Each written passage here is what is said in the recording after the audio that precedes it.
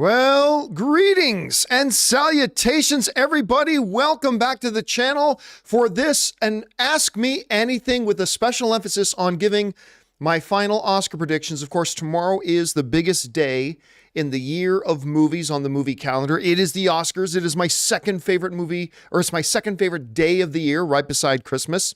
And I am super stoked about it. Can't wait. And to make Oscar Day even better, it's also the day of the season finale of Last of Us. What a glorious day tomorrow is going to be. I'm super excited. I'm, of course, John Campea. Thank you guys for joining me here on a Saturday. Good to have you here today. And here's how our little Ask Me Anything is going to go. I'm first going to talk about my final Oscar picks. Now, I'm not going to talk about every single little category. I'm going to talk about the major ones. And then we're just going to go over and take your live comments and questions. That's what we're here to do at Ask Me Anything. The super chats are currently open. I'm going to leave them on for a little bit longer. There's already a lot of them in there. I'm going to have to turn them off at some point, but I will leave them open for now. So guys, I hope you're having a great weekend so far. I know that I am. Got to spend some good time with Ann this morning, and it's been a great day. All right. So we got to get into some stuff here. Let's talk about the Oscars. Okay. And then we're going to get into your live questions. So by the way, I didn't ask. Everybody's hear me okay in the live chat? I always got to ask when I'm doing the show solo, because I don't have Jonathan Voico here to double check on me. Audio's good. Video's good. Young Midoriya is saying yes. Okay, then we're all good. Let's roll into it. All right. Let's talk about some Oscar nominations. I'm going to give my final picks. All right. Here we go. Now, remember, I am telling you who I think will win. I'm not necessarily telling you who I think should win. Because in a lot of these, well, some of these categories. In some of these categories, who I think will win and who I think should win are going to be different sometimes. Sometimes they're going to be exactly the same, but I'm just going to tell you who I think will win. All right? Okay. Let's get into it. We're going to start things off with Best Picture. The nominees are All Quiet on the Western Front, Avatar: The Way of Water, Banshees of Inisherin, Elvis, Everything Everywhere All at Once, The Fabelmans, Tar, Top Gun Maverick, Triangle of Sadness, and Women Talking. Or as Mark Wahlberg would say, the women are talking. And I believe the winner is going to be Everything Everywhere All at Once. Everything Everywhere All at Once is going to end up winning. It's been sweeping all the various different award shows. It's been gaining more and more momentum. Now, of course, my favorite film of the year was The Fabelmans, but for like 10 and a half months of the year, my favorite film of the year was Everything Everywhere All at Once. It's a magnificent film. It's going to win, and it deserves it. It totally does deserve it. So there you go. My pick of who is going to win Best Picture is Everything Everywhere All at Once. All right. Now we get into Best Director. We've got Martin McDonagh for Banshees of Inisherin, Daniel Kwan and Daniel Shearer, the Daniels for Everything Everywhere All at Once, Steven Spielberg for The Fabelmans, Todd Fields for Tar, Ruben Östlund for Triangle of Sadness, and the winners, I personally think it should be Steven Spielberg for The Fabelmans, but it's going to be the Daniels. The Daniels for Everything Everywhere All at Once are going to win the directors. They just won a couple of the major ones. I believe they also won the DGA, the Directors Guild of America. So I believe there you go. Best Director is going to be the Daniels for Everything Everywhere All at Once. Best Lead Actor. This is one that's gone back and forth a little bit, but I believe we got our nominees are Austin Butler for Elvis, Colin Farrell for Banshees of Inisherin, Brendan Fraser for The Whale, Paul Mescal for After Sun, and Bill Nighy for Living. All fantastic, all wonderful. You know, for a while, a few weeks, I thought Colin Farrell was going to win. But I think my final call is that Brendan Fraser is going to win for The Whale. He just seems to have the momentum right now. And by the way, it is the performance of a career for him. He's absolutely fabulous in it. So there you go. Brendan Fraser is going to win Best Actor. All right, let's move on to Best Lead Actress. Cate Blanchett for Tar, Ana de Armas for Blonde, Andrea Riseborough for To Leslie, Michelle Williams for The Fabelmans, and Michelle Yeoh for Everything Everywhere All at Once. You know, for a while, I thought it was 100% absolute lock that Cate Blanchett was going to win this. But man, with the momentum of Everything Everywhere All at Once and with the momentum of Michelle Yeoh winning at the SAGs, I listen, I still think Cate Blanchett should win, but Michelle Yeoh is fabulous in that movie, and she seems to have all the momentum. So even though for like a month and a half, I was saying I thought Cate Blanchett was a lock, here we are on Oscar Eve, the night before the Oscars. I'm switching.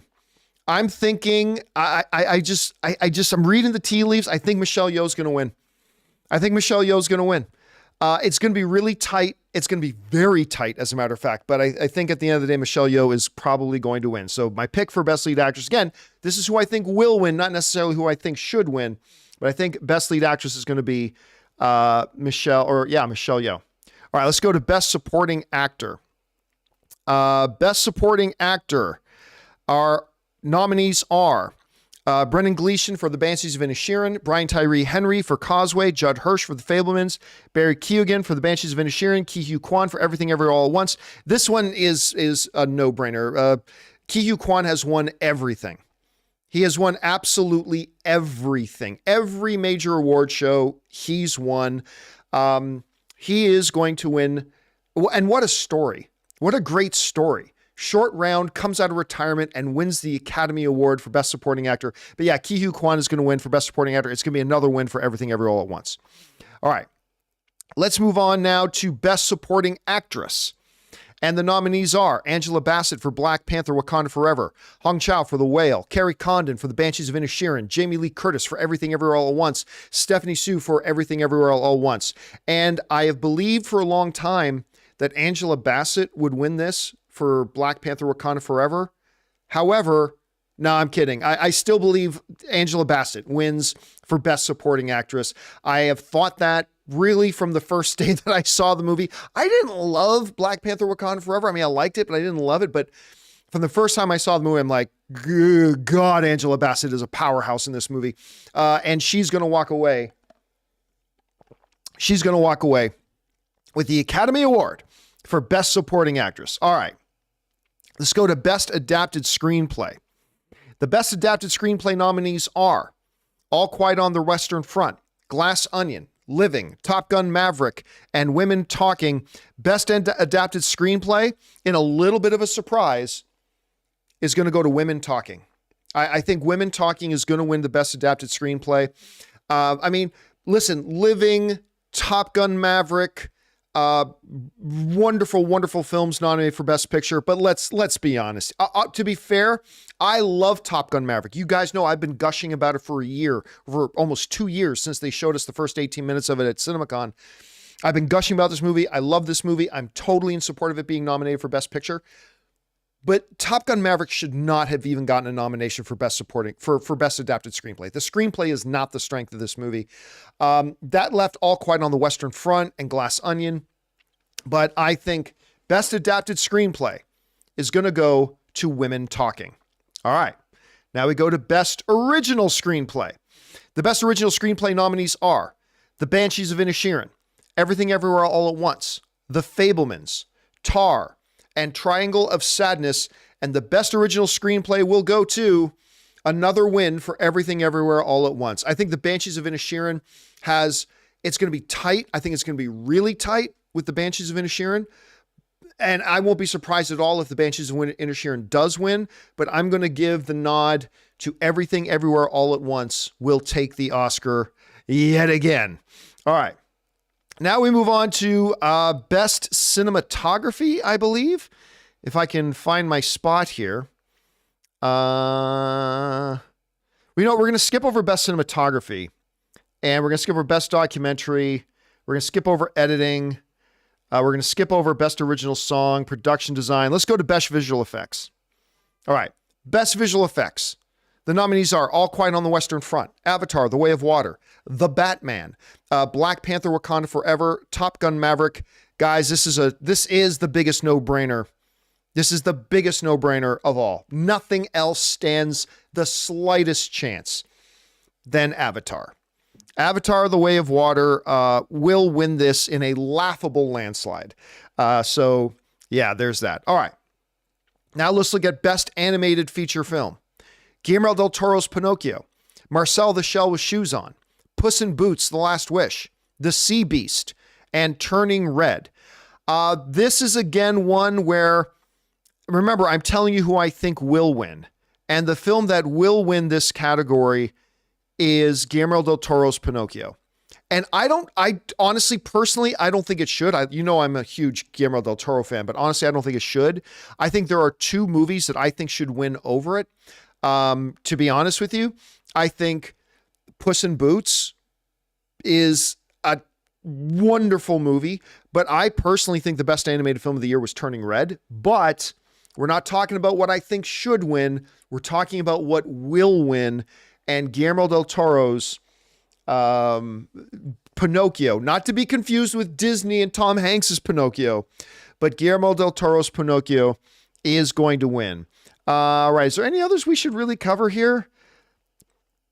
I mean, the other technical stuff, it's all looking great. I mean, there's some great worthy stuff. So there you go, guys. Those are my final last minute picks for who will win the Academy Awards tomorrow night. We'll see how close I get. What do your cards look like? You can jump on down in the comment section below and let me know your thoughts. Okay, guys. With that all down, let's do what we were here to do today, which is to take your live comments and questions. We've already got a whole bunch of them that you guys have sent in, so let's jump on over there and get started, shall we? We're going to start with Stefan DeLynn Wouters, who writes, had the menu on my mind the other day. What is the perfect burger to you? The perfect burger to me is my mom's. My mom, what my mom did that made the burgers so great to me was she would add, you put egg in the mix with meat, right? She would put extra egg in the mix with the meat, and she put a little bit of cheese in there with the mix of the meat, and then she would oven it first. My mom would put the burgers in the oven first and then give it a quick, fry in the grill. And everybody thinks their mom's food is the best, obviously, and there's nothing wrong with that. But I am one of them as well. My mom's burger was the best burger. That's to me. All right. Stefan DeLynn Wouters also writes, have you seen the first stellar reviews for Dungeons & Dragons? 100% on Rotten Tomatoes and 82% on Metacritic. Still early, but it's looking good. I have not. Give me a second. I didn't know the review embargo lifted. Dungeons and Dragons, Rotten Tomatoes. Let me look this up here. Dungeons and Dragons on Rotten Tomatoes. Wow, no, it's completely the opposite. Oh, I'm looking at the... I saw this. 10%. I'm like, wait, what? 10%? This movie looks so good. I clicked on the wrong Dungeons and Dragons. This is the year 2000 Dungeons and Dragons. This is that awful Jeremy Irons Dungeons and Dragons. Oh my God, I just panicked for a second. I've been so excited for this movie. 10%. Okay, let's take a look here. Okay, yes, 100% right now. However, before we get too excited, it's 100%, but that's only with 10 reviews in. I mean, still a good start. Off to a good start. Oh, look, Mashable. Christy over at Mashable is one of them. The Hollywood Reporter. Variety. Oh, so these aren't just like some tiny little outlets that already gave their review. These are some majors. Total Film. Slash Film. Listen, look at that. There's some heavyweight reviews in there and sitting at 100%. Now, obviously, I am not anticipating that this movie is going to sit at 100%. I think it is not. I think it's going to fall a bit, but that's off. Consider we've got Variety's review in there already, the Hollywood Reporter's review in there already, Slash Films review already, and it's holding 100%. I don't know what it'll be at tomorrow, but it's off to a good start. That's exciting to me. I'm going to see this thing on Sunday, so I'm super excited about that. Okay. Next up, Echo Base Entertainment writes, where's Rob been this week? Miss seeing him on the show, and I hope he's not going anywhere. Rob had there's been a couple of changes. We already told our channel members this, but I'll tell you it as well. So we are making some changes around the channel because quite frankly, I think things have grown a bit stagnant. And I like to change things up every once in a while, but I'll give you kind of the very short version of the full explanation I gave the channel members. The short version is that when we sat down and did the math, we realized that having Rob or Chris on in the afternoons is really not good for our channel. And what I mean by not good for our channel is that it costs us. Having Rob and Chris on in the afternoons makes us lose money, a lot of money, as a matter of fact, a lot of money, because on a per hour basis, I actually pay Chris and Rob quite a bit. And we don't actually do stuff in the afternoons that, that tracks big viewership numbers or are for our sponsors. Basically, so whenever I'm paying Rob and Chris to be on the afternoons, I'm hemorrhaging money. I'm losing a lot of money all the time by having them on in the afternoons. And so about a month and a half ago, I sat down with the whole staff. We went over the numbers. I explained the whole situation. So we're making some changes in our afternoons because it's just not financially viable for me to have Rob and Chris on in the afternoons anymore. It didn't make sense. So that's why that's there. Again, like I said, I sat down a month and a half ago. I went through every single step with them. I showed the numbers and everybody understood. It's like, I have to make sure the channel stays alive. And if I'm acting financially irresponsible, the channel's not going to stay alive. So made the decision that we're not going to have Rob and Chris on in the after. I mean, let me rephrase that. You're still going to see them on in the afternoons once in a while. I think once in a while, you're still going to see them on in the afternoons. But the reality is our afternoon programming didn't get many views, right? I was still paying like full dollar to make those shows, but the shows in the afternoons weren't doing very well. And that's why it makes a lot more sense for me. Like, so for instance, open mic, it makes a lot more sense for me to do open mic solo than it does to say have Chris or Rob on open mic with me. So yeah, so that's a change. And look, part of the reality too is my business manager reminded me of, it is called the John Campea Show.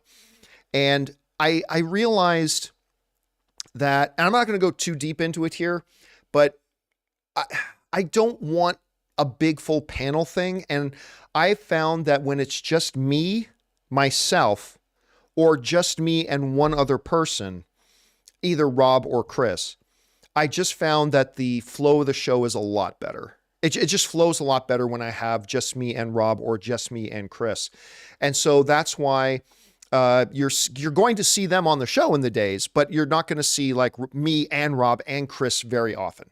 It's not that it's never going to happen. It's just not going to happen often because I just found the pace of the show doesn't move very well. So, and CJ Ruberth just said it. Yeah, I don't want to recreate AMC Movie Talk 3.0. And I've been doing that. Even, I've said for a long time, I don't want to make AMC Movie Talk 3.0, but really over the past year, I've more and more kind of made it AMC Movie Talk 3.0, and I don't want to do that. And it's time for me to reel that back again.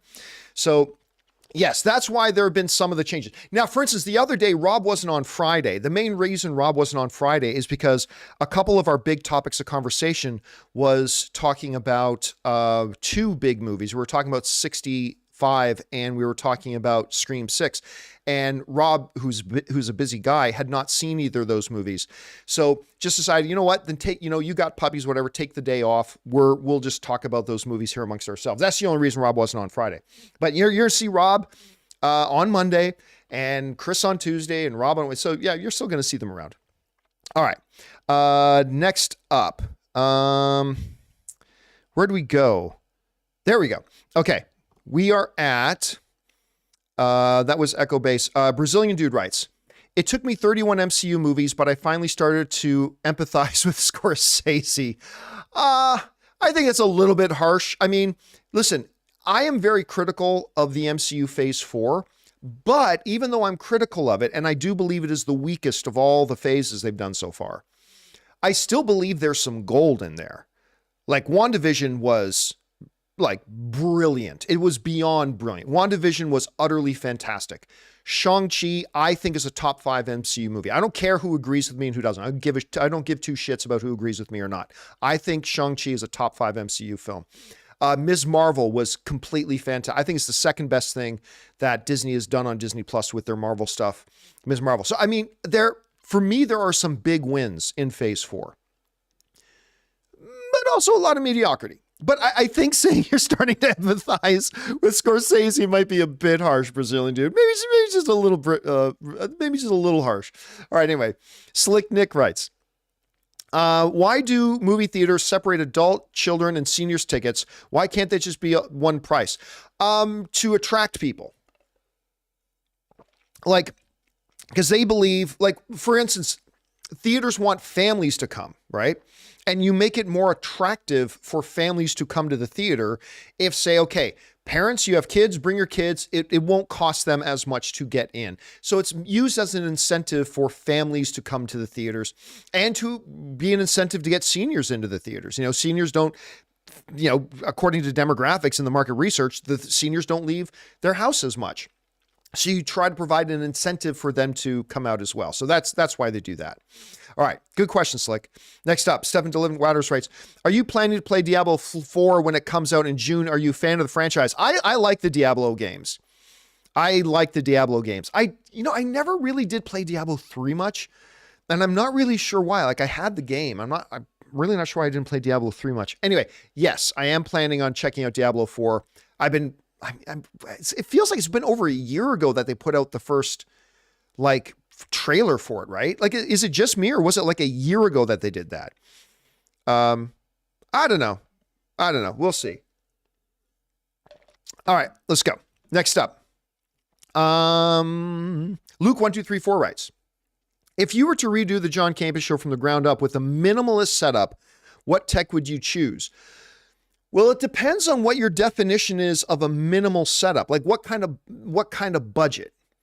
Like, because there'd be a big difference between if I had, say, $1,000 budget, which would be minimalistic, and $100 budget, which would be minimalistic. I think if it had to be like, I had $100 to make my show, I think what I would do is this would be my camera. And I have this, this is just an extendable phone stand tripod. So this would be my camera. And I've got this little wireless thing that plugs into the bottom of the phone that then connects wirelessly to some lapel mics. I bought those for like $25. They actually work really well. So my phone would be my camera. My little $20 lapel mic would probably be my mic. And I would just grab a lamp or something around to be my light. And if I had to do total bare bones, that would be my setup. All right. Next up. Where are we at here? Those are Luke1234. Clay Woodley writes, do you ever get a chance to watch the 2003 Ninja Turtle show? No, I never did. I will check it out, but it's not going to be anytime soon. There's just too much on TV. I'm trying to get caught up right now, but I am going to check it out. I think it did a pretty good job of capturing the tone of the comics in some aspects. If it does that, Clay Woodley, then I'm going to be pleasantly surprised. If it does that, I will be pleasantly surprised. The Sock writes, and sends in like a $20 super chat. Thank you, Sock. Appreciate that, man, very much. Well, John, it took me some extra time, but as of March 9th, I completed basic training. That's right. I remember you mentioned you were doing that. I'm now at AIT, where I'll learn how to do my specific job. But more importantly, I get to get caught up on 2 months worth of the John Campea Show. That is awesome, dude. Congratulations for getting through through basic training. Do they still call basic training boot camp? Did they ever? I don't know. I'm not American. I'm Canadian. But still, that is awesome. Congratulations on getting through that. I hope the rest of the way goes just as smooth for you. And thanks for being here. And I'm glad you were able to get caught up a little bit, man. That's awesome. Thank you so much. All right. Let's see. Next up, we got Derek Large, who writes, catching up on some Scream movies and was pleasantly surprised to see Carrie Fisher in Scream 3 for a short scene. Really miss her. I did see Scream 3. Look, it's been a beat. It's been a while since I've seen Scream 3. Is that true, guys? Like, was Carrie Fisher, did she make an appearance in Scream 3? It's been a while since I've watched it. I don't remember it. But let me know in the live chat there if that was true, if that was actually her in there. But wow. Oh yeah. Twitter Sucks says, yes, she did. I totally forgot about it. Again, it's been a beat since I've seen Scream 3 and I've only ever seen it once. But now I'm going to have to go back and maybe watch that a little bit again. That's really good to know. By the way, Scream 6 is pretty fun. I didn't like it as much as Scream 5, but I still give it a thumbs up. I had fun with Scream 6. It's pretty good. All right. Next up, Because I'm Batman writes, if I had to choose a Thanos level threat for DC, I would choose Larfleeze, the Orange Lantern, since it's only him, but maybe that requires too much setup. I'm going to be honest with you. I mean, look, of all the comics that I read, I never read a lot of Green Lantern. right? I never read, I mean, I've read a bunch of the classic stuff, but I haven't read a ton of Green Lantern, and Green Lantern is probably one, along with Martian Manhunter, that I'm kind of shaky on the lore. I admit, I'm not very familiar with Larfleeze. I admit I'm not very familiar with Larfleeze. Wasn't Kyle Rayner an Orange Lantern once? Was the Kyle Rayner Lantern once an Orange Lantern? Anyway, I'm not familiar with that character, but I will keep my eyes open for it. All right. Next up, Orange Hand writes, it's easy to see how the Star Wars prequels could have been better given the seeds of a great story are there, whereas I feel like you'd have to rewrite entire chunks of the sequels to make a cohesive story. I mean, listen, one of the Star Wars sequels, and you can disagree with me all you want, doesn't matter. The Star Wars sequels are better than the Star Wars prequels, with the exception of The Rise of Skywalker, which I think The Revenge of the Sith is better than The Rise of Skywalker. Anyway, that's neither here nor there. The one thing that the prequels had going for them over the sequels is the fact that George Lucas actually set up, I may have hated what he did with those movies, but George Lucas planned those movies out. Imagine that. Lucas actually planned those movies out. And so when he was making the movie, like when he was making one movie, he already knew what they were going to be doing in the next one. And even then he knew what they'd be doing in the next one too. And you can crap all over the prequels all you want, and I crap over the prequels a lot, but the one thing that you can't say about the prequels is that they had an incoherent flow through. They didn't. They actually had, those three films tie together very well. Now it's three bags of garbage tied together very well, but still, those are three movies that tie together well.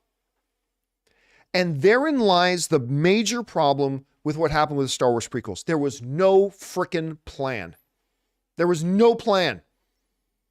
And I get it. Every once in a while, it's cool to wing it, but you can only wing it for so long, and it catches up to you and bites you in the ass. And that's why, like, The Rise of Skywalker, oh my God.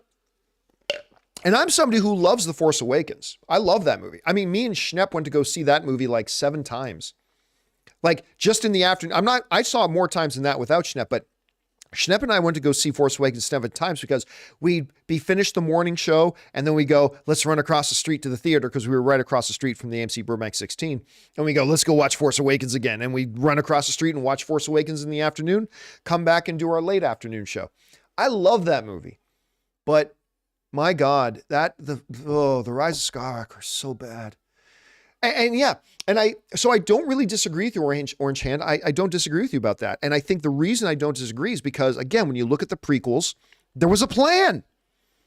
There was a mapped out blueprint about where that story was going. It may have been executed like garbage, but the plan was there and they had a blueprint.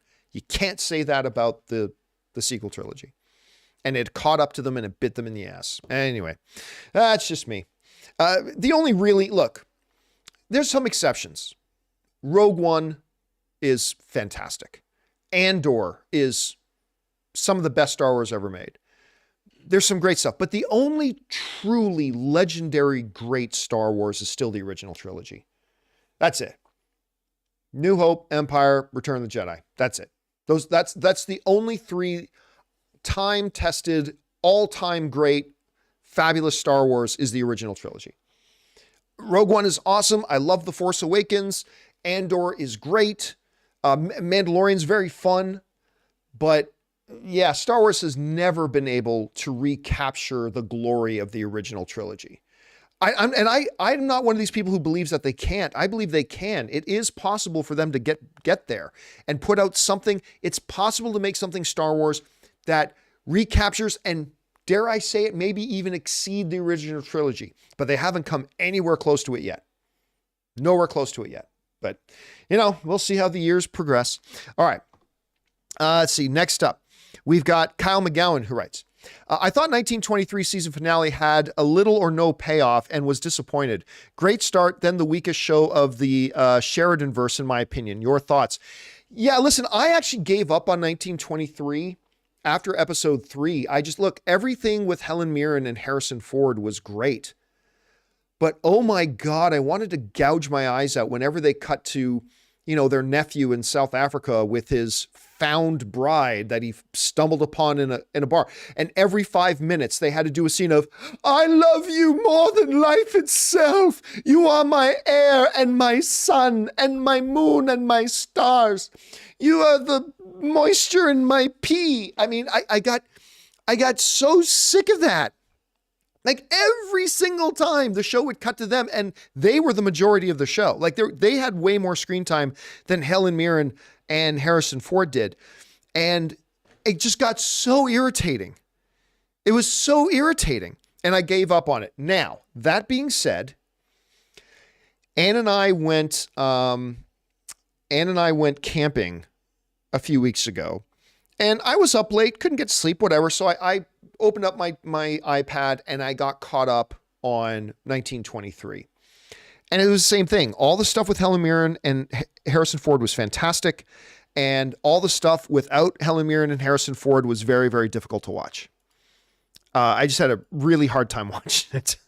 It's like, oh, we're back to the nephew again.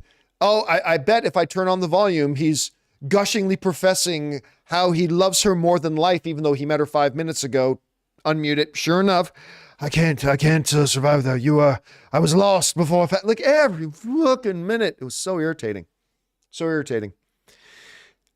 Look, I still think if they can get back to being more about Helen Mirren and Harrison Ford and their characters, then season 2 has a shot. How much of a shot, I don't know. All right. Let's see here. Jesse has a turtle writes, not sure if I missed it, but did you ever talk about the I Am Legend 2 news with the original ending being retconned? If so, what are your thoughts? Yeah, we did. We covered that on the show weeks ago. I don't really care. Honestly, I'm surprised they're even doing a sequel. I just don't feel a lot of demand for a sequel to that. I just don't feel a lot of demand for that sequel. I mean, maybe I'm wrong, but like I have not, in all the years I've done this, I don't think once I've seen a message come in and say, you know what I really want, John? I want a sequel to I Am Legend. I don't think I've ever seen that. So, I mean, look, retconning the original one, it's been a long time since the original one came out. Honestly, most people aren't even going to remember it. So that's, I don't care. Doesn't matter. I'm just surprised they're making the movie at all. So yeah. All right. Next up, we've got Bobby Jackson who writes, I know you always say Robert Downey Jr., Chris Evans will be back, but if Feige never brings them back, do you think it will be a mistake? Not necessarily. No, like I think they will bring them back, even if it's for a short stint, medium, long stint, don't know. But he'll bring them back at some point. But if he doesn't, I don't necessarily think it's a mistake. Look, whether or not it's a mistake is relative to the other stuff that they do. And we got a number of years still before we get to Kang Dynasty and Avengers Secret War. So there's still a lot of things to unfold and transpire in the MCU. I'm a big MCU fan, but I'm not thrilled with the direction it's been going and the quality level we've seen coming out of it lately. It's just not the same as phase 3 or even phase 2. But I think it would be a good idea to bring them back, but I don't necessarily feel like it's a mistake that they don't bring them back. Does that make sense? I hope that makes sense. All right. Let's see. Next up, we've got Bobby Jackson again, who writes 1 of 3. Back in 2012, during an interview with Badass Digest, Feige said this about other actors playing Iron Man a la James Bond. I think Bond is a good example. Let's put it this way. I hope Downey makes a lot more movies for us as Stark. If and when he doesn't, and I'm still here making these movies, we don't take him to Afghanistan and have him wounded again. I think we James Bond it. Do you think that through that the thought process went out the window once audiences grabbed hold of the actors in their roles? All right, that's a good question. And yes, I've quoted not that particular Kevin Feige quote, but I've quoted some filmmakers before who've said kind of the same stuff. Actors are replaceable. Actors are replaceable. Everyone involved in a movie is replaceable. The director's replaceable. The writers are replaceable. The actors are replaceable. I believe that. That's not a slam on their ability or talent or uniqueness or anything. That's not at all. It's just that when you're making a project like that, each person involved in that project is a part of a machine that's making the whole thing go. And it's like in sports talk, if a big player for your team goes down, what is it the coaches say? Next man up. Next man up. Somebody goes down, no problem. We got other people who can jump in, fill that role, next man up. That's what the coaches say at any rate. So, but, listen, I don't think Kevin Feige or anybody remotely thought about just how synonymous Robert Downey Jr. would become with Tony Stark. I don't think anybody saw that coming. And he just grew into it even more. Like, he was Tony Stark when he was in Iron Man 1, but he just continued to really sink his roots into that character more and more and more and more as the franchise went on. So, yeah, Kevin Feige said that, and he probably meant it. But as information changes, you sometimes have to change your point of view. And I don't know that they will ever recast Tony Stark. If they reboot the MCU at some point, yes, they recast Tony Stark. But as long as this current iteration of the MCU goes on, I don't think they recast him. All right. Great question, Bobby.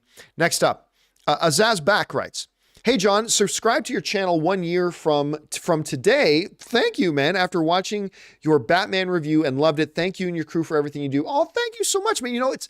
It's funny. We often hear from a lot of people who talk about how been watching you since the AMC days or watching you since the Collider days. Some people even since the movie blog days. But it's really cool hearing from people like yourself who have, jumped on and joined our community here just like within the last year or so. So thank you so much for that, man. I appreciate that.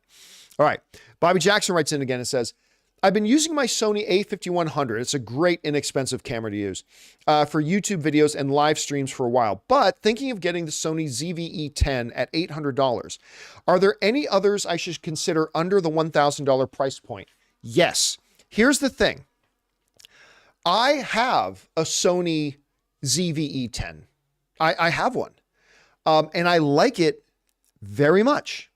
I think it's great, but let me see here. Let me see if I can find this. But here's the thing. It is very, very similar. The image you're going to get out of it. Listen, the Sony ZV-E10 has some advantages over the Sony a5100, but the end image you're going to get out of it is going to be pretty darn similar to what you're already getting out of the a5100. Both the cameras take the same lenses. They both take the Sony E-mount crop sensor APS-C lenses. So they take the same lenses. So the one advantage is if you got a Sony ZV-E10, you can just take your lenses from the a5100 and you just use them on the ZV. That's the advantage there. But it's not worth investing another $800. You're not going to get $800 of improved image from the a5100 to the ZV-E10. But if there's something wrong with your camera and you do need another one, there is another option here. I have a couple of these. Now, most of the cameras in our studio are Sony a6400s. However, I have bought a couple of these to use in the studios. The Canon M50 Mark IIs. These are actually really nice little cameras, and you can even get, they're like right here it says $699, but you can get it even cheaper than that. I think if you go on Amazon, you can probably get it cheaper than that. So I would recommend looking into those. They're a nice image. They have a good selection of lenses. I would replace the kit lens. The kit lens is fine, but Sigma makes some nice lenses for the M50 Mark IIs. And I think you'd be pretty happy with that. Again, honestly, I think you should stick with your Sony a5100 if you can. It's going to give you dominant. Try getting a new lens. If you're not using the Sigma, makes some great little prime lenses. Get the Sigma 16mm lens that's made for the Sony E-mount cameras. I think just adding that's about a $300 lens. But if you're just using the kit lens with it, take off the kit lens, put on a Sigma 16mm prime lens. Whoo! You're going to love the results. Love the results. And you're going to be spending less money than if you are getting a new camera. That's just my recommendation at any point. Good luck with that, Bobby. All right. Next up, Derek Large writes, Have you had a chance to watch Babylon? Yes, I did. I finally got a while ago. I finally got around to watching Babylon. It's on Paramount Plus. I think it's a masterpiece and pairs well with La La Land. And it's as if one is the dream of Hollywood and the other is the nightmare. I love Damien Chazelle, the director, who did Whiplash, did La La Land, did First Man, and now done Babylon. He's a terrific director. I love Margot Robbie. I love Brad Pitt. I didn't love Babylon. I'm going to be honest with you here. I did not love Babylon. I wanted to love Babylon. I had a lot of high hopes for Babylon. Again, I love everybody involved with it. And I didn't hate it. Don't get me wrong. Like, I'm not like some people, like I didn't hate it. But I think it's my least favorite Damien Chazelle film, to be honest with you. I think I would put those other ones above it, but that's the thing. Babylon is like that, Derek. I mean, I know a number of people who absolutely hate that movie, and I know people who absolutely, like yourself, absolutely love it. I'm a little bit in the middle, but yeah, I didn't love it as much as you, unfortunately, but I didn't dislike it as much as some people I know. All right. Let's see here. Next up, John Redcorn writes, is it fair to call Ant-Man 3 Marvel's first major fail? It's failed with critics, failed with fans, and has underperformed at the box office. But has it? Has it failed that much? I mean, listen, when I go over, I'm going to pull it up here. I'm going to pull it up here right now. Ant-Man and the Wasp: Quantumania. Here's the reality. All right. I don't like the movie, but I didn't hate it. Almost half the critics like it. At 47%, that means almost half the critics like it. A little under half the critics. And it didn't work with the audience. Well, the audience score is over 83%. Now, that doesn't mean everything at all, but it's something to consider. It's got an 83%. I know people who like it. Actually, Jonathan Voico, our guy who runs our shows, he liked Ant-Man and the Wasp: Quantumania. I mean, I didn't, but I didn't hate it either. So I don't know but it's also struggling at the box office for, a Marvel film is struggling at the box office. I would say the first one that was really a struggle for them was Eternals. And I really like Eternals. I don't know what some people's problem with that movie is. The more I watch it, and it's all subjective, so it's totally cool if people don't like it. Don't get me wrong. It's totally cool. I'm just saying, the more I watch it, Rob and I were talking about this last week, the more I watch Eternals, the more I appreciate it. Like, I actually think it's quite a profound movie. And she definitely made a Marvel film that was unlike, like, it was the most un-MCU like MCU movie I've seen. But despite the fact that I liked it, if we go over and look at it on Rotten Tomatoes here, Eternals had the same critic score as Ant-Man does right now at 47%. Still a very good audience score at 77, but not as good as Ant-Man's. And box office, it kind of struggled a bit too. Now, granted, it was closer in the pandemic era. I get all that. But I would say, yeah, if you were going to hand out a medal to the first Marvel film that like really struggled for Marvel, then you say, John, what about Thor: Love and Thunder? I hated that movie. Yeah, but it made over $700 million. So that's not in the running. But I think if you were handing out a medal for first Marvel movie that really struggled, I would have to say a movie I really, really like, which was Eternals. I think Eternals has to be that one. Anyway. Okay, great question, man.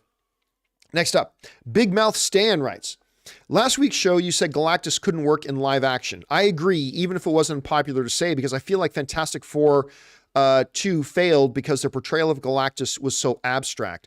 I mean, look, that movie didn't do themselves any favors by making Galactus so abstract. I mean, that certainly didn't help.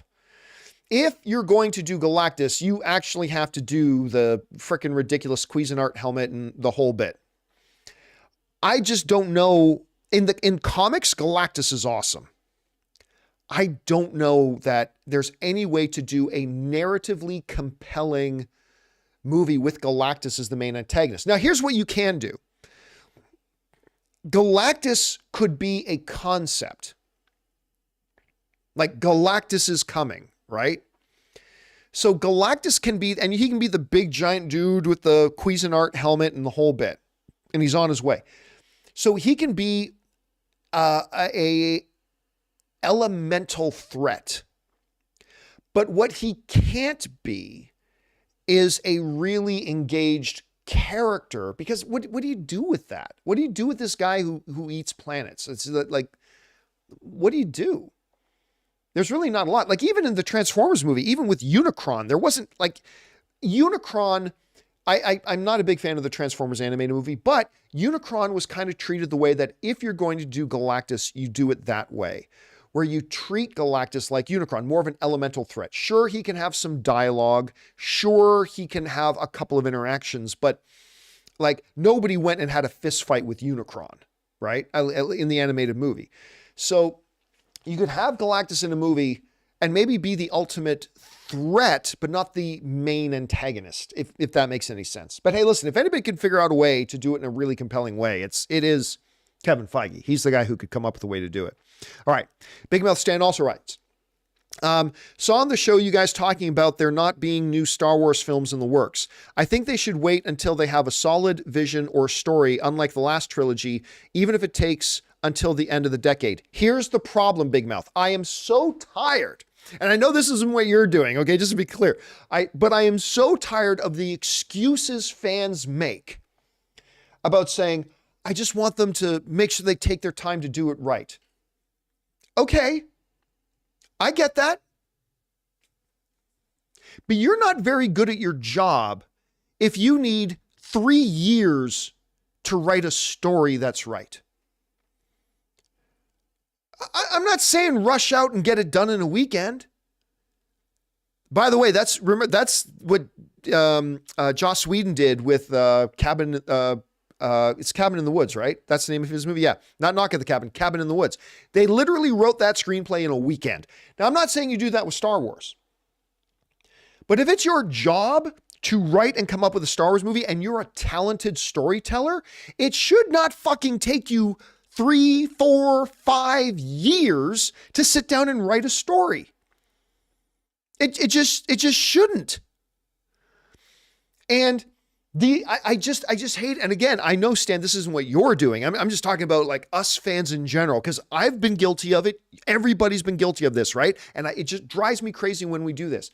We will make excuses saying, like we'll forgive this. Like, let's just call it what it is.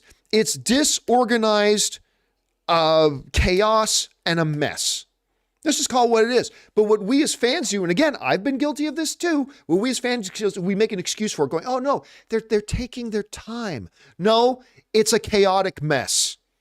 Because if you're good at your job, it shouldn't take you 3, 4, especially when you've already got your universe, right? It's the Star Wars universe.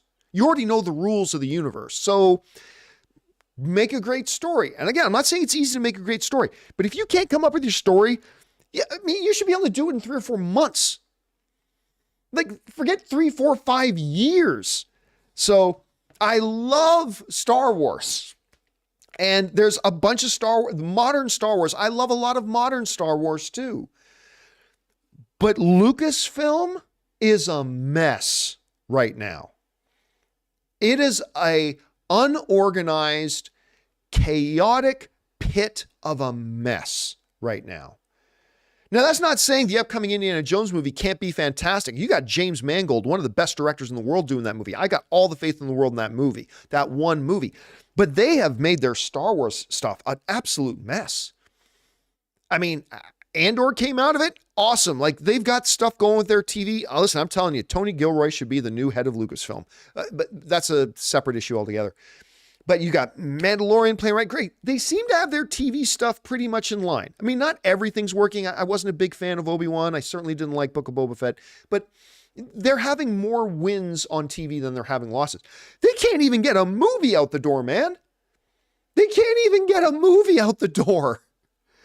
And I get it. Bob Iger said 5 years ago, hey, we're gonna take a breath and slow down and really evaluate things. Okay, great. Year, 2 years, 3 years, 4 years, 5 years. I mean, they got to get that house in order. That's got to be one of Bob Iger's number one priorities, is getting the Lucasfilm house in order. Appoint a new head. and then get rolling with it. But oh, dude, man, it's such a mess right now. Such a mess. All right. Next up, Diggy Slick writes, binged Big Little Lies. Nice show. It was fantastic. It made me love Reese Witherspoon more than I already did. Also waiting to binge Shrinking because the first 2 episodes were amazing. I love Jason Segel. Listen, Big Little Lies, I was late to the party too for Big Little Lies. I was. But Nicole Kidman, Reese Witherspoon, Kravitz, even at some point, the Street Monster came in there, Skarsgård. The performances were amazing. There's a reason it won the amount of awards that it won. It's really fantastic. But dude, Shrinking is next level. I'm not saying it's better than Big Little Lies, but it's a totally different kind of a show. It's kind of a drama comedy. But Shrinking is so good. If you guys haven't started watching the Jason Segel, Harrison Ford film or show Shrinking, it's fabulous. It's so good. I highly, highly, highly recommend you guys go follow Diggy Slick's example and go and check it out. I think you're really going to like it. All right.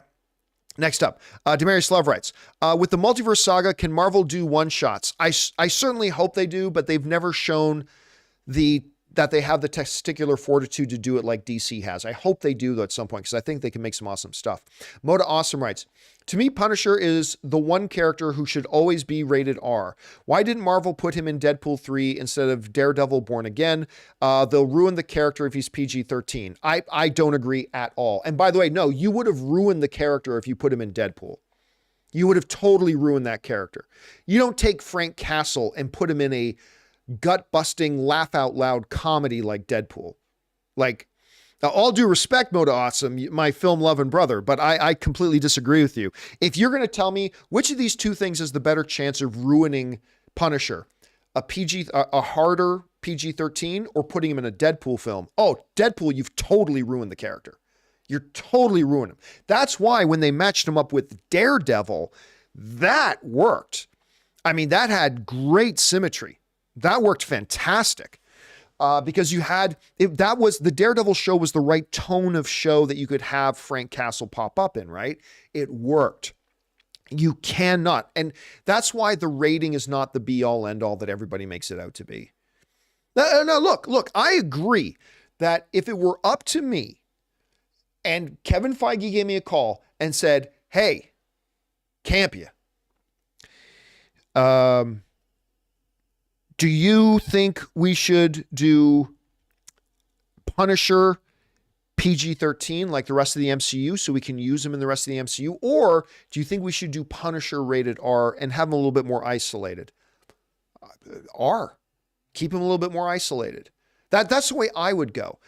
But it can work. I think it's very short-sighted to say it's just impossible. You can't possibly do it, make it work. Guess what? Everybody has screamed for years that Batman needs to be rated R. Guess what? They've never done Batman rated R. And it's always, well, not always worked, but it's usually worked.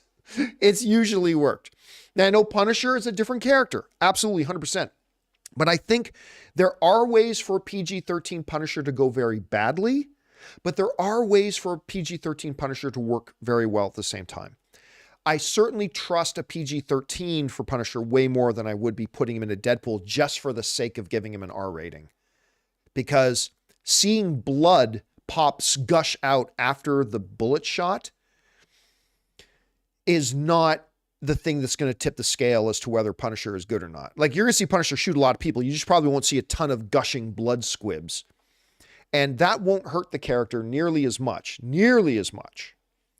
as taking Frank Castle and dropping him in a comedy. Anyway, that's my thought on that, Moto Awesome. But listen, man, maybe you're right. I mean, maybe you're right about that. I don't know. But seems pretty clear they're going to make him PG-13. But hey, listen, Kevin Feige's still human, and we as human beings change our minds sometimes. So I don't think they'll ever make him rated R, but you never know. You never know. All right. Thanks a lot for that, Moto Awesome. Appreciate that, man. All right. Christ Courage sends in a $20 super chat. Thank you for that, man. Appreciate that very much. And writes, not a movie-related question, but since you enjoy sports, what's your thoughts on the Panthers trading for the first pick in this year's draft? Okay. I'll keep this relatively brief because I know whenever I talk sports, people's eyes gloss over and they do the roll. Oh, he's talking sports again, Harry. But trading up for a number one pick is normally a very, very good thing. But dear heavens, they gave up a lot.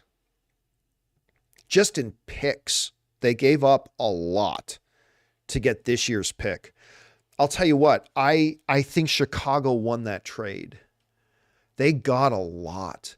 Because look, they've got their quarterback, right? They got Justin Fields. So whatever they could have used their number one pick for, chances are they'll be able to get in the number 9 spot. Because remember, Chicago traded, they've still got a first round pick. They've now got, I believe, a spot at the number 9 spot. I believe, correct me if I'm wrong, but I believe they got the number 9 spot now. And I think whoever they were looking at, they probably feel they'll still be around when it gets down to the number 9 pick. So plus they got a plethora of other picks, number 1s and 2s. Listen, if it makes an immediate impact for the Panthers, good on them. But I personally think Chicago won that trade, man. I personally think Chicago won that trade. Here's hoping it works out for both teams, though. All right, next up, Josh Becker writes, watched Beetlejuice for the first time today and loved it. Can't believe Burton directed this in 1988 when Batman, and then Batman in 1989, then Edward Scissorhands in 1990. Listen, I am not the world's biggest Tim Burton fan, but there is no denying, like, that dude was ripping it up in the late 80s, right? Just ripping it up. And I mean, you again, look at that resume. 88 Beetlejuice, 89 Batman, Edward Scissorhands in 1990. I mean, he was just the hottest thing in the world for a while. And guess what? Now with him doing Wednesday, he's back to his full relevance again. Like 100%. Not that he ever disappeared. I'm just saying. All right. Let's see. We're going to do one more, guys, and then we're going to take just a quick momentary break so I can refill my drink. All right. CJ Rebirth writes, Year ago today, I saw Turning Red at the El Capitan Theater. Even though Del Toro is the front runner, I'm still rooting for the good Canadian girl, Dami Shi. Listen, I'll tell you what. And look, I know I'm very much a Canadian homer. Everybody knows that. I'm a good Canadian kid this, good Canadian kid that. And yes, obviously, I love the fact that Turning Red was made by a Canadian. The story takes place. It's a story about Canadians in the most famous Canadian city in Toronto. It's still, I believe, the best animated film. I could not believe how much I love that movie. Like, it is one of the truly biggest dipshit moves that Bob Chapek did when he was running Disney, to dump that thing on Disney Plus instead of giving it a theatrical run. That movie's so good.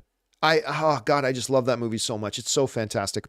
All right, guys, listen, we're going to take just a quick break here. Just give me a minute. I'm going to stretch my legs, rest my voice for a second. Most importantly, I need to refill my drink. Going to give you guys a chance. Run, use the bathroom, talk amongst yourselves, grab a bite to eat or drink or whatever it is. And then we will continue on with all of our topics once we get back. But first, we're going to take a second and thank one of the sponsors of this Ask Me Anything video today, the wonderful folks who provide such delicious stuff over at HelloFresh. With HelloFresh, you get farm-fresh, pre-portioned ingredients and seasonal recipes delivered right to your doorstep. Skip trips to the grocery store and count on HelloFresh to make home cooking easy, fun, and affordable. And that's why it's America's #1 meal kit. Guys, it's the new year. Do you remember those New Year's goals you promised yourself you'd stick to? HelloFresh is here to help you eat better by delivering fresh ingredients and easy recipes right to your door, taking the hassle out of dinner time. Looking for an easy way to eat well and save money? Cut back on expensive takeout and delivery and get started with HelloFresh. You'll love how fast, easy, and affordable it is to whip up a restaurant-quality meal right in your own kitchen. My wife Ann and I have been constantly impressed by HelloFresh. Not only how absolutely delicious the food is, but how easy it is to prepare and how much fun we have doing it.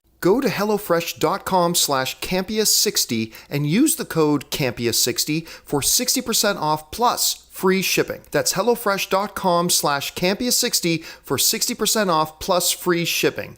HelloFresh, America's #1 meal kit. And thank you to the good folks at HelloFresh for making me delicious meals for me and Ann, and of course for being sponsors of our channel. All right, guys. With that down, let's keep right on rolling here into our next set of questions. And the next one comes to us from Josh Becker, who writes, Who is your favorite modern horror director out of these three? Jordan Peele, Ari Aster, or Robert Eggers? Also, Aster's new film is going to be 3 hours. Here's the thing. I love Eggers' films. I love them. I love The Witch. I loved Viking. What was the name of the Skarsgård Viking one again? The Northman. I loved The Northman. It's one of my top 10 favorite films of the year. Love The Northman. I was fascinated by Lighthouse. I still don't know what the hell that was, though. I'm still not 100% sure what the hell I watched when I watched Lighthouse. It's been years, and I'm still not completely sure what I watched. Listen, as far as Jordan Peele goes, he has not been able to recapture that magic he showed with Get Out. I didn't think Us was very good. It wasn't very bad either, but an incredible performance by Lupita Nyong'o. But I didn't think it was all that great. And I didn't love Nope. I know it's Jordan Peele. You're supposed to love it no matter what. I get it. I did not love Nope. I wanted to love it. I really like Jordan Peele, but I haven't seen him be able to kind of recapture. But listen, the one thing you can say about Jordan Peele is he's got a great imagination. And he thinks in very complex terms. And not a lot of directors do that. And I think we got to remember, he's only made 3 films. So I think let's keep giving him some more time. And I think he could, because you're going to tell the way his mind works, there's the makings of a great director. And let's give him some more time. So, but yeah, I would say Eggers is probably my favorite out of that list. All right. Next up, Send Rob Your Scripts writes, with Shazam 2's TV spot spoiling Wonder Woman, do you think the spot for Flash, Aquaman 2, and Blue Nettle, you probably mean Blue Beetle, or just worried about Shazam 2? Do you think the spots for Flash or just worried? I'm not quite sure what you mean by that. At any rate, I haven't seen the new TV spot. Is there a new Shazam? I'm taking it that there's a new TV spot for Shazam 2 and that they show the Wonder Woman thing. Well, look, the reality is, who cares? I mean, look, I only think spoilers are really important when they fundamentally change the way you view a movie, right? That's the only time a spoiler is really important. Like, okay, a character pops up. Does that really fundamentally change your viewing the movie? Like, look, I often use Sixth Sense as a thing, but Sixth Sense, knowing that he was dead the whole time, if you know that fundamentally changes the very way you're able to watch that movie. Like your whole perception of the entire movie fundamentally changes, right? Your watching experience of that movie is now forever completely changed. Forever completely changed. You can't watch a single frame of that movie without your perception of the movie now being altered because you know that he's been dead the whole time. But if you went into Doctor Strange in the Multiverse of Madness and you found out that John Krasinski was going to pop up as Reed Richards, that doesn't change anything. It doesn't change a thing. And I really, really doubt. I mean, granted, I haven't seen Shazam 2 yet. But I highly doubt that us knowing that Wonder Woman pops up in the movie, I highly doubt that fundamentally changes the way we watch the movie. I mean, I don't know, maybe it does. Maybe when we see the movie, we realize it does, but I highly doubt that. So for me, I don't really care. It's not a big deal. All right. Let's see here. Next up, we got Josh Becker who writes, Shazam 2 or Dungeons and Dragons movie, which are you more excited about? 3 months ago, I would have said Shazam 2. Today, it's Dungeons and Dragons. I have loved the marketing for Dungeons and Dragons. They have made all the marketing for Dungeons and Dragons feels like an actual game of Dungeons and Dragons. And I love that. So I'm very excited about both. I've got my tickets for both. I'm seeing both of them like within 3 days of each other. And I'm very pumped for both of them. But I'd have to say I'm probably a little bit more excited for D&D. All right. Aaron Water writes, hey, for new YouTubers, who would you suggest posting a lot of For new YouTubers, would you suggest posting a lot of shorts to gain followers, then posting longer form content to build a community? Thanks. No. Nope. I'll tell you what, everybody right now thinks shorts are some magical elixir. If you put up a short, you'll get 50,000 views. No, I found that that's not true. Shorts are like any other YouTube video. And by the way, they don't monetize as well either. But shorts also don't build community. I'm 100% convinced that shorts don't build, you can build an audience with shorts, but you don't build a community with shorts. And I sacrifice a lot of viewership in order to have community. I always have. And I'm not going to go into that whole thing again, but here's the thing that I found with shorts. And we make some shorts, like we'll put up 1 or 2 shorts a week, but I found that the thing about shorts is they're just like every other YouTube videos. Some will catch on and get shared around and everybody will watch it and blah, blah, blah, and it'll feed into the algorithm. Sure. Yes. Just like some longer YouTube videos do. But the reality is most YouTube short videos don't get those kinds of views, just like regular YouTube videos. So honestly, if your goal is to make community, just make your best content, man.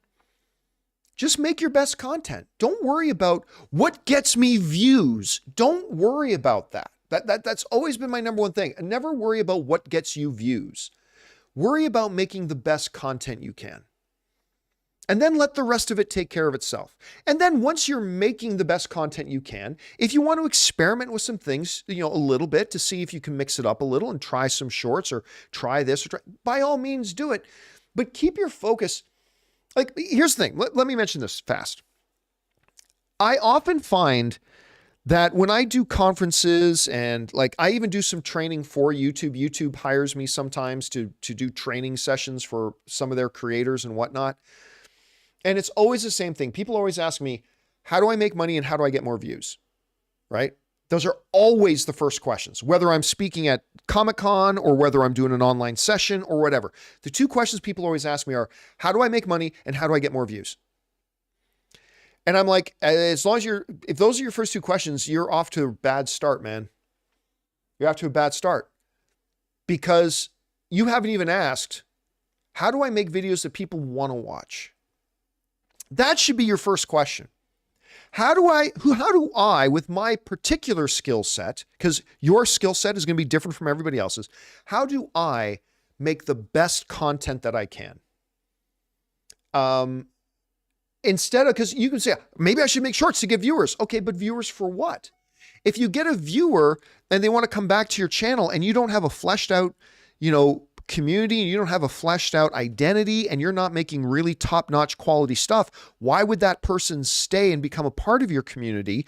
And they'll probably not give you another chance because remember, you never get a second chance to make a first impression. So I would say, don't worry about accumulating a bunch of views and don't worry about money. Worry about making your best content that you enjoy making. Worry about that. And then worry about all the other stuff later. You'll find a lot of stuff starts to work itself out if you focus on that. And then as with a lot of things in life, a part of it also becomes luck. Part of it also becomes luck. But yeah, don't worry about what you need to do to get views. Worry about making your best content. And if you think your best content is shorts, by all means do it. But I'd say just focus on great content, then worry about like all your other gimmicks to try to get some cheap views. Worry about that another time, brother. Worry about it another time. Focus on your content. All right. Next up, Mike's Movie Madness writes, oh, that's a 2 of 2. Was there a 1? There's 1, I guess. Mike's Movie Madness. Hey, John, over under 6%, everything everywhere all 1, nabs 6 of 11 wins tomorrow night. I'm going slightly over 60 for sure. It wins. If the for sure wins I predict are picture, director, screenplay, and supporting actor. The wild cards that are actress, supporting actress, and cinematography.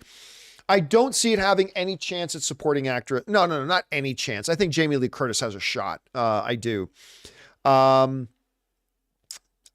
say 6. You know what? I like that number, Mike. I think 6 is the number that we're looking at for everything everywhere all at once. How many it's going to win?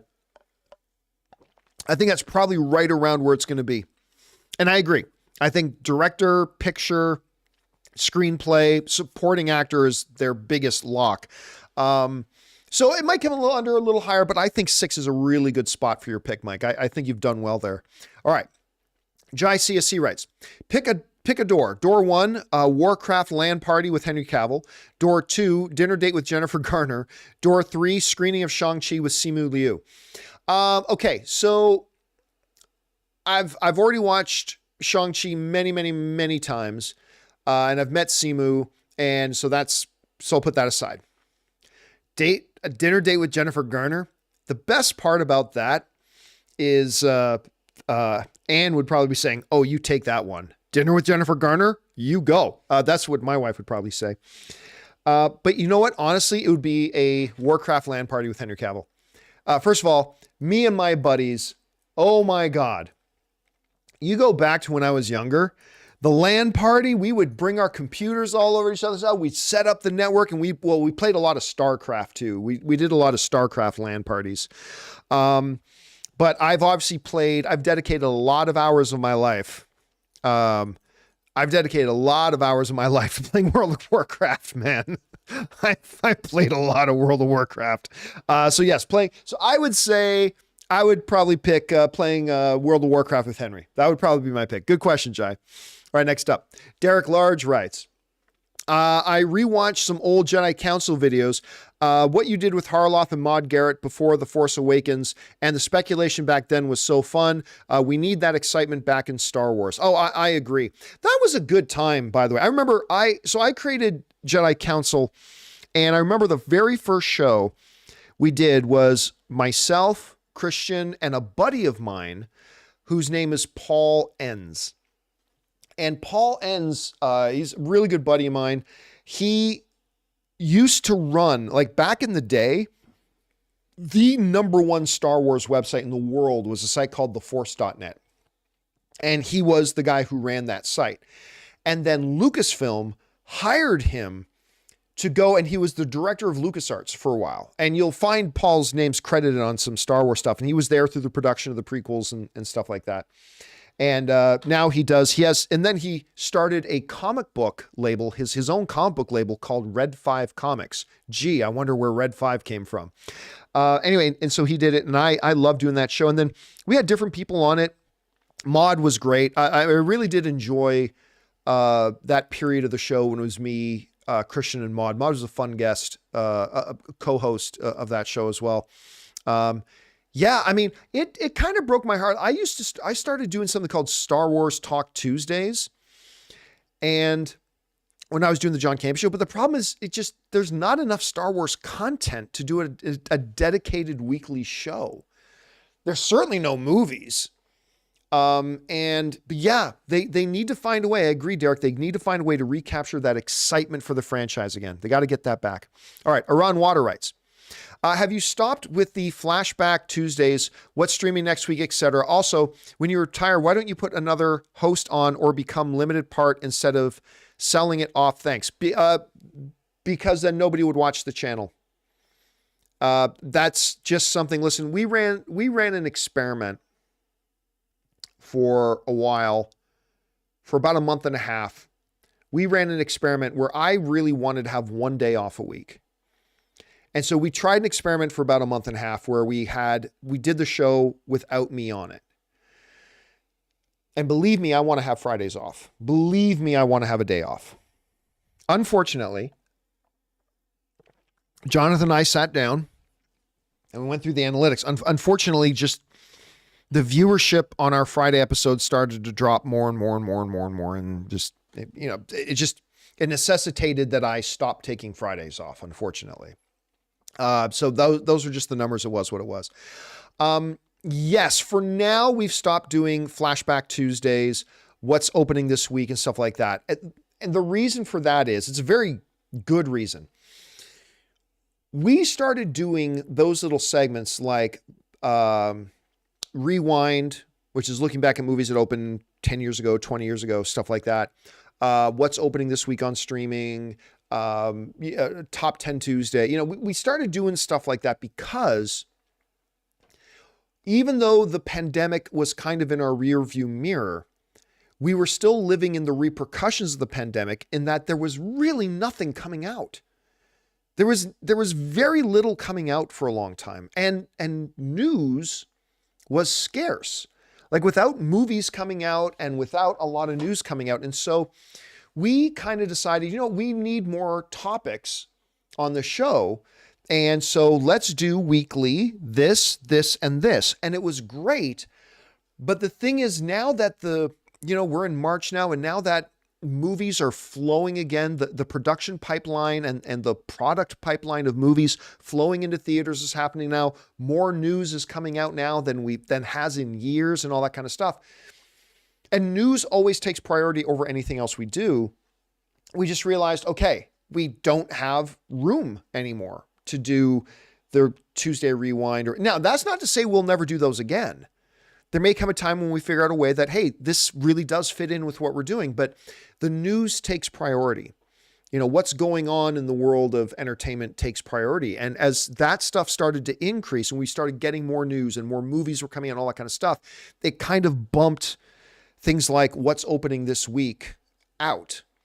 So right now we're not doing them, but we still have them on the whiteboard, which means we can go back to them anytime if we kind of feel the need. But it's been a great problem to have that there's actually been a shit ton of great stuff to actually talk about, which is something we struggled with as a result of the pandemic for quite a while. So anyway, that's a great question. I'm glad you brought it up, Ron. All right. Next up, let's see here. Alex Von Gollum writes, hey, John, a Star Wars movie I so dream about getting produced is one in the period of where the High Republic was on its prime. Would you be interested? I mean, listen, I'm going to be honest with you. I'm interested in anything that's done well. I'm interested in anything that's done well. You can do a movie about Salacious Scrum, and if you write it well and you do it with HBO-like quality, I'll watch it and probably enjoy it. In a perfect world, though, for me, I would prefer stories to move forward. We've had so much going backwards with Star Wars. And don't get me wrong, I'll be the first guy to get excited if they say they do an Old Republic movie. I'll be excited about that, sure. But all other things being equal, I would rather see them move things forward. What happens in the universe of Star Wars 5 years after the fall of the First Order? And it doesn't have to have Rey, it doesn't have to have Poe or anything like that. Just tell me stories about the universe now moving forward.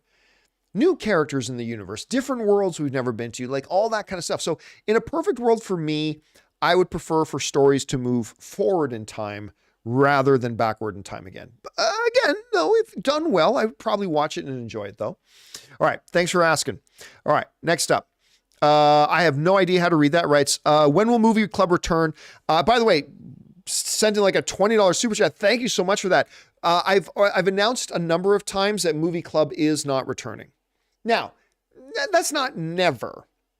That's not never. But the problem is Movie Club took a lot of time to do because, what you would have is like 3 individuals who had to sometime that week set aside 2.5 hours to watch the movie again.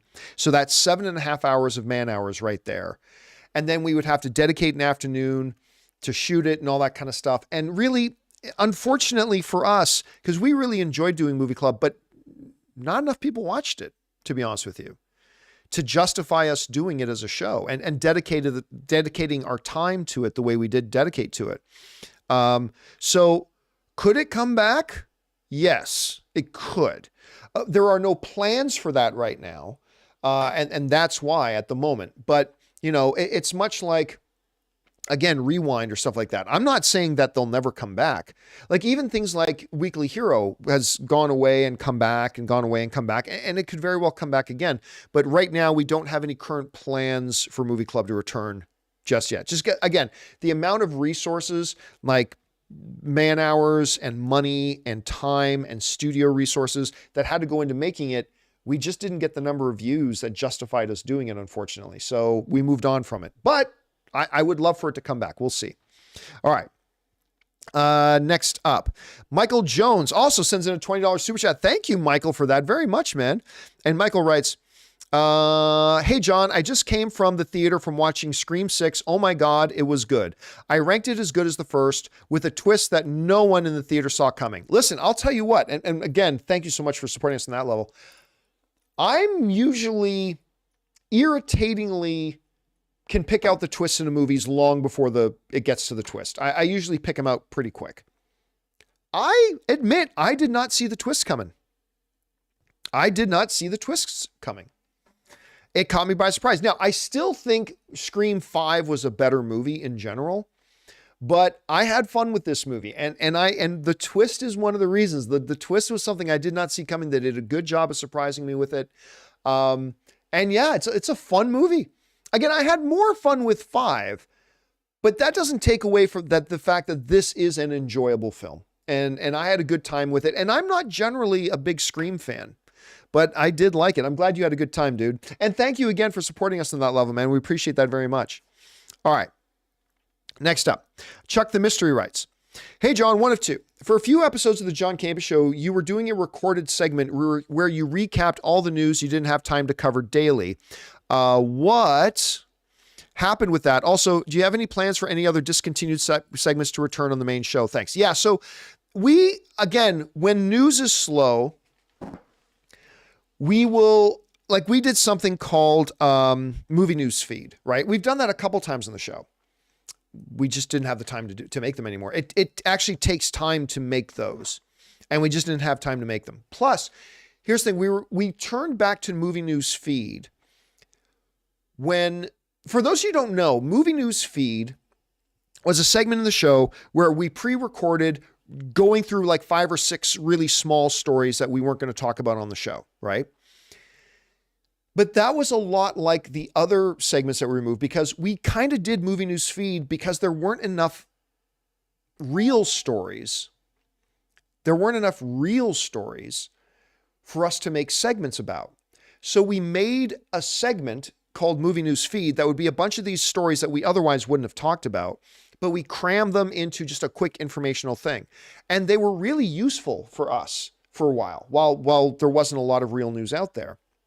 But once we started getting the flow of movies going again, and production started ramping back up, and more news was coming out and all that kind of stuff, we were grateful to find out we didn't need to do movie news feed anymore. Now, look, in a perfect world, I would continue to have movie news feed, but the problem is who's going to make it? It takes time to make those and then edit them and have them ready for the show. If we don't need to have it, like if we have enough stories to cover for our segment needs, then there was no point in us doing movie news feed again. And again, those were all stories that were pretty much more smaller stories that there's not a lot to talk about anyway. So yeah, that's why we did that. All right. Let's see here. Next up, where are we at? Okay. Batman 11 writes, John, notice the show set changed. Chris and Rob's desk are not there anymore, and Rob hasn't been on much. Is that on purpose? Yes, that is on purpose. Again, like I said earlier in the show, I've made a change to it because honestly, I feel like that it's gotten a bit stagnant, but we've made a change where I'm no longer going to have 2 people on with me. I'm only going to have 1 person on with me.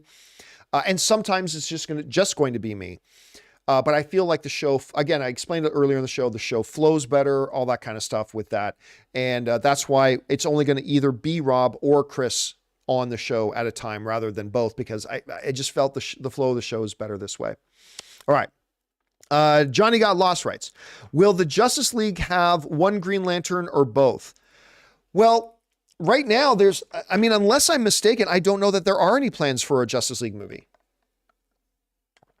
I just don't know. At this point, I have no idea. Like, we've heard a lot. Now, obviously, at some point, they're going to do Justice League. All right. At some point, they're going to do Justice League. But that is years away. Now, we do know in the upcoming Green Lantern series that there's going to be 2 Green Lanterns, right? We know that we're going to get the 2. So that's good. So I'm going to guess they'll use them both. Again, we've got several years. We've got many years. I mean, at the very, very earliest, we're not going to get a Justice League movie at the very earliest, 2027, I'm going to guess. Because this first part of like phase 1 for them is taking us through 2026. It doesn't even start until 2025. So we've got a lot of years until the first Justice League movie comes. But I mean, right now, my guess would be that it looks like we're going to get both of them, I think. At least that's the way it looks. All right, next up. We've got James LH who writes, hi, John, one of two. Unable to write for a while, hope to more often. Anyway, back from UK, secret screening, Dungeons and Dragons, fun film. I'm surprised part 2, I'm surprised about your experiences. They shouldn't screen films due to be released on Apple. It's never been that here. Examples, Free Guy, Belfast, Ford v Ferrari. Okay, so what he's talking about is Regal Cinemas has this pretty cool program in principle called like their secret screenings, like Secret Screening Mondays or something like that, right? Where every once in a while, there's a secret screening. And that means you can buy a ticket, but you have no idea what the movie's going to be. It's for a movie that's upcoming, but they don't tell you what the movie is. And the ticket is cheaper. I think the tickets for, correct me if I'm wrong in the live chat, guys, but I think the tickets are $5. I think the tickets is $5, I think. Anyway, so I went to one. I went to my first one, and I was kind of hoping for something fun or exciting, and they screened an Apple TV Plus movie called The Greatest Beer Run with Zac Efron. And I love Zac Efron. I mean, I'm a big Zac Efron fan. I think he's super talented. But the movie was not very good, and it was just an Apple TV Plus movie, and so whatever. And then I heard they did that again. So I kind of lost interest. You're right. They do it in the UK the way it should be done, like an actual upcoming theatrical movie. That's the way they should do it. That's the way it should be done. I think you guys do it a lot better out there. Actually, I hope Regal starts doing it that way as well. All right. Next up, Chuck the Mystery writes. That was part 2. Okay. King Tactic writes, no question, just take my money. Have a great weekend. Thank you, King Tactic. I appreciate that, man, very much. I appreciate that, dude. Let's see. The Fault in Our Death Stars writes, 1 of 3. Hey, John. I asked you 2 weeks ago about how to cut out a toxic friend. Thank you so much for the advice. I finally did it last week while I was out celebrating my birthday with good friends. It was made even easier when I recently found out that he didn't just make unwanted physical advances on my baby sister, but he also asked for consent to kiss her, which she gave him an affirmative no. He immediately ignored and still tried to come on to her. Yeah, I mean, I remember you telling us that story, man, and that's just no bueno. But now here's the funny thing. Let me tell you a true story. Because I was about to say, if you got friends, your friend should know your sister is off limits. Your sister is off limits, right? And any friend should know that. And if I had a friend that started having designs on my sisters, there's a baseball bat in your future. I mean, any friend should know that. Now, I was going to say that, but true story. So remember I was just telling you about my buddy who worked at Lucasfilm, Paul Lenz, who also runs Red 5 Comics and all that kind of stuff. Anyway, he had a best friend, and Paul also had a sister. I think her name was Kim. And he had a best friend named Curtis. Well, Curtis and Kim are married now. So I was about to say the sister should always be off limits, but that was an example, my buddy Paul, that was an example where it worked out just fine and everything was really good. But anyway, yeah, clear. That was a situation you had to take care of. And I'm glad to hear that you did, man. So congrats on that. All right. Big Mouth Stan writes, do you think Kang will win at the end of Kang Dynasty like Thanos did in Infinity War? Or do you think they will just do the standard team up film where they win in the end, but maybe 1 or 2 people die?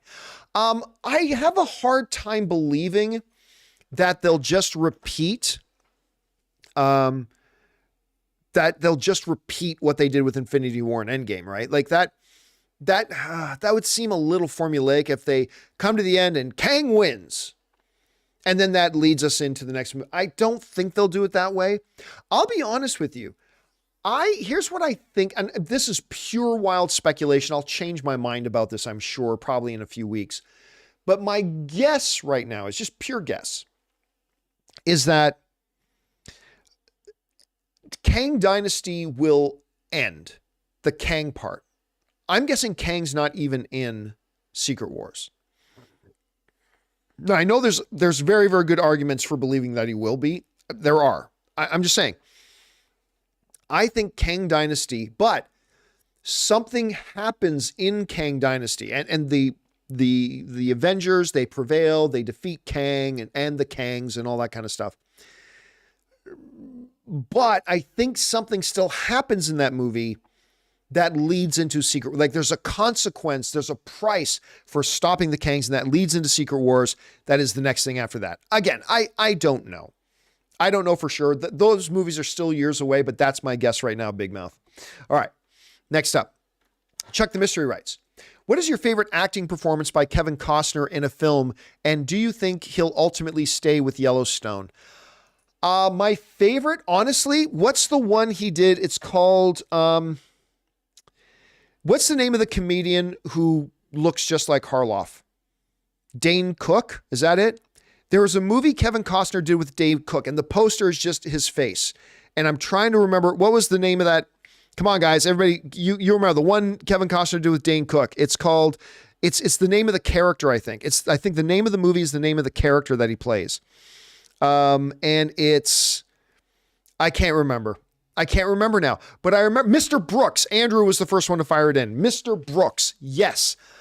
I still remember, I legitimately thought that Kevin Costner deserved an Oscar nomination for that movie. I thought he was wonderful in that movie. Another great performance is Open Range. Don't laugh. I actually think one of his best performances is The Bodyguard. I think he was wonderful in that. But Mr. Brooks, to me, is a tragically underrated movie, but more importantly, a tragically underrated performance by Kevin Costner. I think he's fabulous in that. And yes, I think he'll stay with Yellowstone. I think he will, but I'm not willing to put money on it at this point. I hope he does at any rate. All right. Jord MCHG writes, hey, John, do you plan on watching the Luther film on Netflix? Came out yesterday in the UK. Andy Serkis' character is so dark, but it plays brilliantly. Yes. I was going to watch it anyway, but when I saw that Andy Serkis was in it, I'm like, okay. So I'm going to be watching that probably, well, it won't be this weekend. It definitely won't be this weekend. Oscars, Last of Us, whatever. Hopefully sometime next week I'll get a chance to see it. But I thought Andy Serkis looked great in the trailer. Like he looked fabulous in the trailer. So I'm looking forward to that. All right. Next up, Cisse writes, hey, John, just to thank you for the great content and effort you all put in. You really helped me to get, let me try this again. You really helped me get up to study throughout law school. Oh, that's great to hear. With the early times your show starts in my country, New Zealand. Also, bring on John Wick. Dude, first of all, I appreciate very much the people who put in the grind to go through law school. On top of that, dude, how great were those first reactions for John Wick Chapter 4? How great were those reactions for John Wick Chapter 4? I cannot wait for this movie. I am so stoked for it. I am so excited for it. I cannot wait. And man, just seeing those first reactions, it was everything I want. And again, the one thing I've been worried about with John Wick Chapter 4 has been the runtime, because close to 3 hours does not in my head work with the type of film that John Wick is. But all the reactions, I know a lot of people who gave the first reactions, and I know they were worried about it too. And all the reactions said, you know what? The runtime was not a problem. That long runtime was not a problem. And that makes me very excited, and I'm super stoked for this movie, dude. All right. Thanks for that, Cisse. Chow Down Detroit writes, since some Academy workers know the winners before Sunday, counting ballots and marking the envelopes, what stops them from betting on the Oscars? There's probably well, first of all, nobody who works at the Academy knows the results. All right. The Academy hires a third-party accounting firm that handles that stuff. And they probably have systems in place as well that, like, here's the best way I know how to describe it. The left hand sees a piece of the information, but without the information that the right hand has, they don't know what the information combined means. And I think what you have is probably with something in accounting where discretion is incredibly and privacy is incredibly important. They probably have many systems in place to make sure a very, very fine select few people, I'm guessing 3 people at that third party accounting firm, actually know what the results are. And then they probably have rules and system in place to make sure that that information never goes out anywhere, and a lot of NDAs and a lot of all this kind of stuff. So yes, nobody at the Academy actually knows the results of the Oscars. The only people who know are this accounting firm, who I believe are also the ones who directly work with the company that works with the Oscars, that works with the actual trophies themselves. So yeah, it's a very, very small select few, from what I understand. All right. Good question though, Chow. Next up, the Filmmaking and Fandom Station writes, hey, John, what are the chances we'll see The Way of Water Special Edition extended like we did with Avatar released theatrically in August of 2010? I'm going to guess pretty good. But to be honest with you, I haven't heard that there was a lot of stuff cut out of the movie. I honestly don't know if they have a lot of footage to do that. But anyway, my guess, Filmmaking Fandom, listen, they love money. They love money. And Disney has shown that they are more than happy to double dip.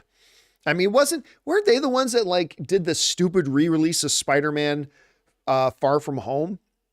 Then they do like a release now with like the more fun version or something like that. Anything to scrape together a few extra dollars.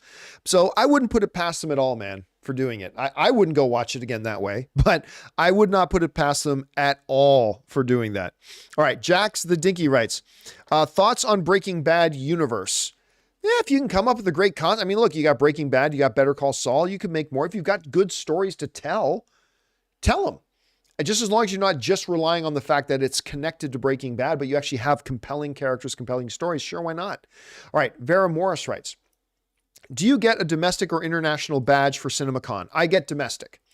International, I don't even know if I can get an international one, to be honest with you. I've never looked into it. Honestly, the international stuff is not stuff that applies to me or whatever. Plus, my time is already really taken up, so I always go with the domestic one, Vera. All right, King Tantic writes, it's not likely, but I think there's a chance Top Gun makes a major upset for Best Picture. Will probably be Everything Everywhere at Once, but I think it would be hilarious. Yeah, listen, I know I've heard a lot of people say, I think Top Gun can pull an upset. You're absolutely fooling yourself. It has no chance. It has zero chance. Not because Everything Everywhere All at Once is a lock. No, but Top Gun isn't even the second in line. Like if for whatever reason, Everything Everywhere all at Once doesn't win, there's like 3 other films that would easily win it before Top Gun does. So honestly, like, look, you should never say never. I know that. But when you're looking at stuff like Banshees of Inisherin, which has a ton of nominations, when you're looking at Meet the Fabelmans, which I personally think is the best film of the year, but there's that. When you've got All Quiet on the Western Front, which won a bunch of awards leading up to the Oscars. Listen, if it's lucky, and Avatar, all that kind of stuff, if it's lucky, Top Gun would maybe be number 4 or 5. So I would not hold your breath, man, about Top Gun. And listen, it's just amazing that it got nominated, and I believe it should be nominated.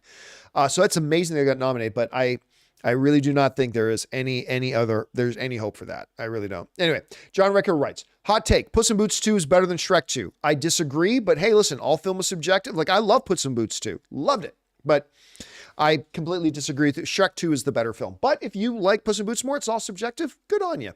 I love them both.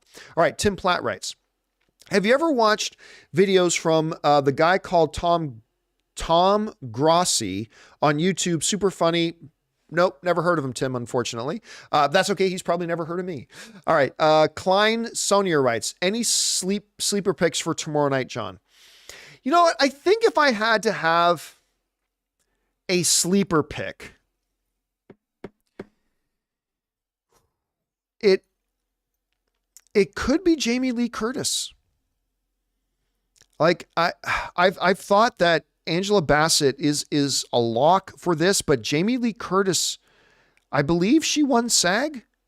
Did she not win SAG? Jamie Lee Curtis for Best Supporting Actress could be your dark horse. That could be your dark horse. If Angela Bassett had won at the SAG Awards, had won Best Supporting Actress, I would continue to say that she's a lock. But Jamie Lee Curtis won SAG. The Screen Actors Guild, the actors voted for Jamie Lee Curtis as Best Supporting Actress.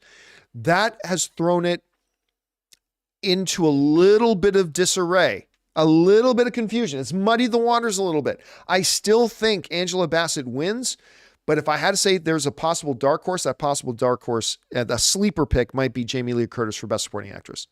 All right. Jordan MCHG writes, seen a few weeks ago, Emma Corrin was cast to be playing a villain in Deadpool 3. Yes. If I missed you talk about it in a previous show, I'm sorry.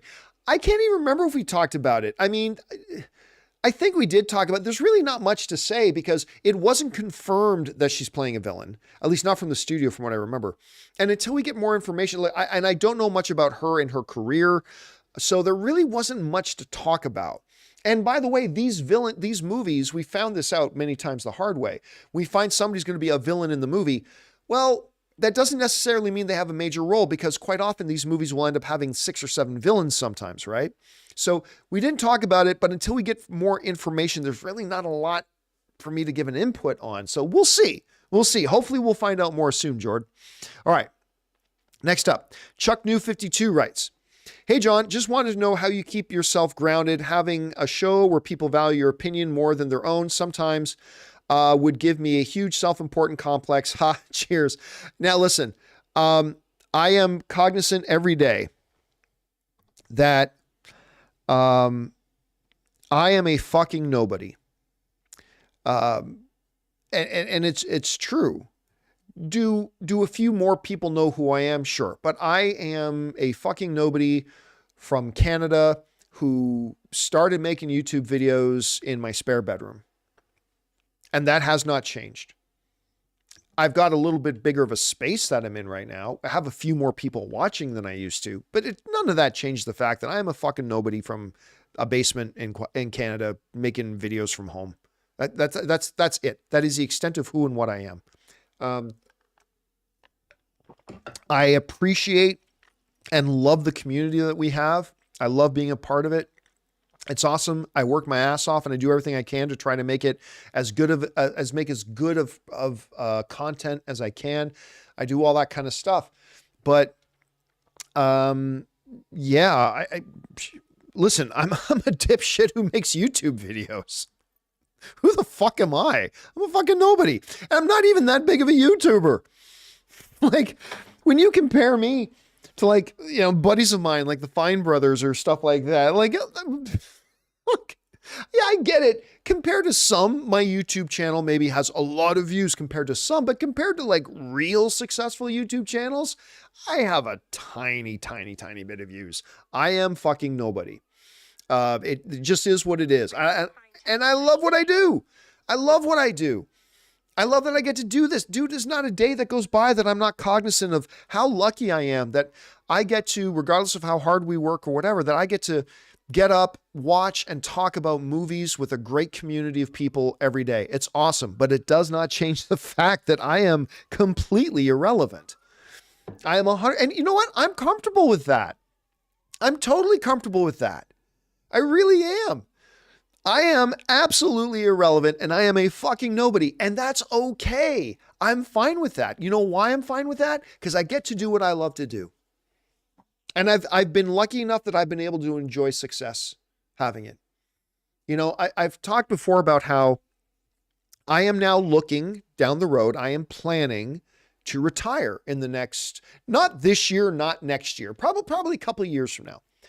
maybe around the time Superman Legacy comes out or something like, maybe after Superman, like maybe 2020, I don't know. But in the next couple of years, in a few years from now, I'm actually looking at retiring.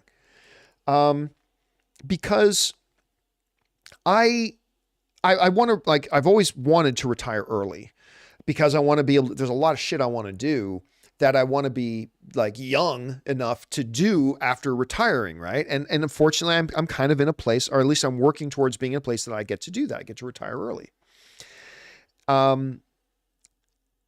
Because, you know, I've just been, I have been successful enough.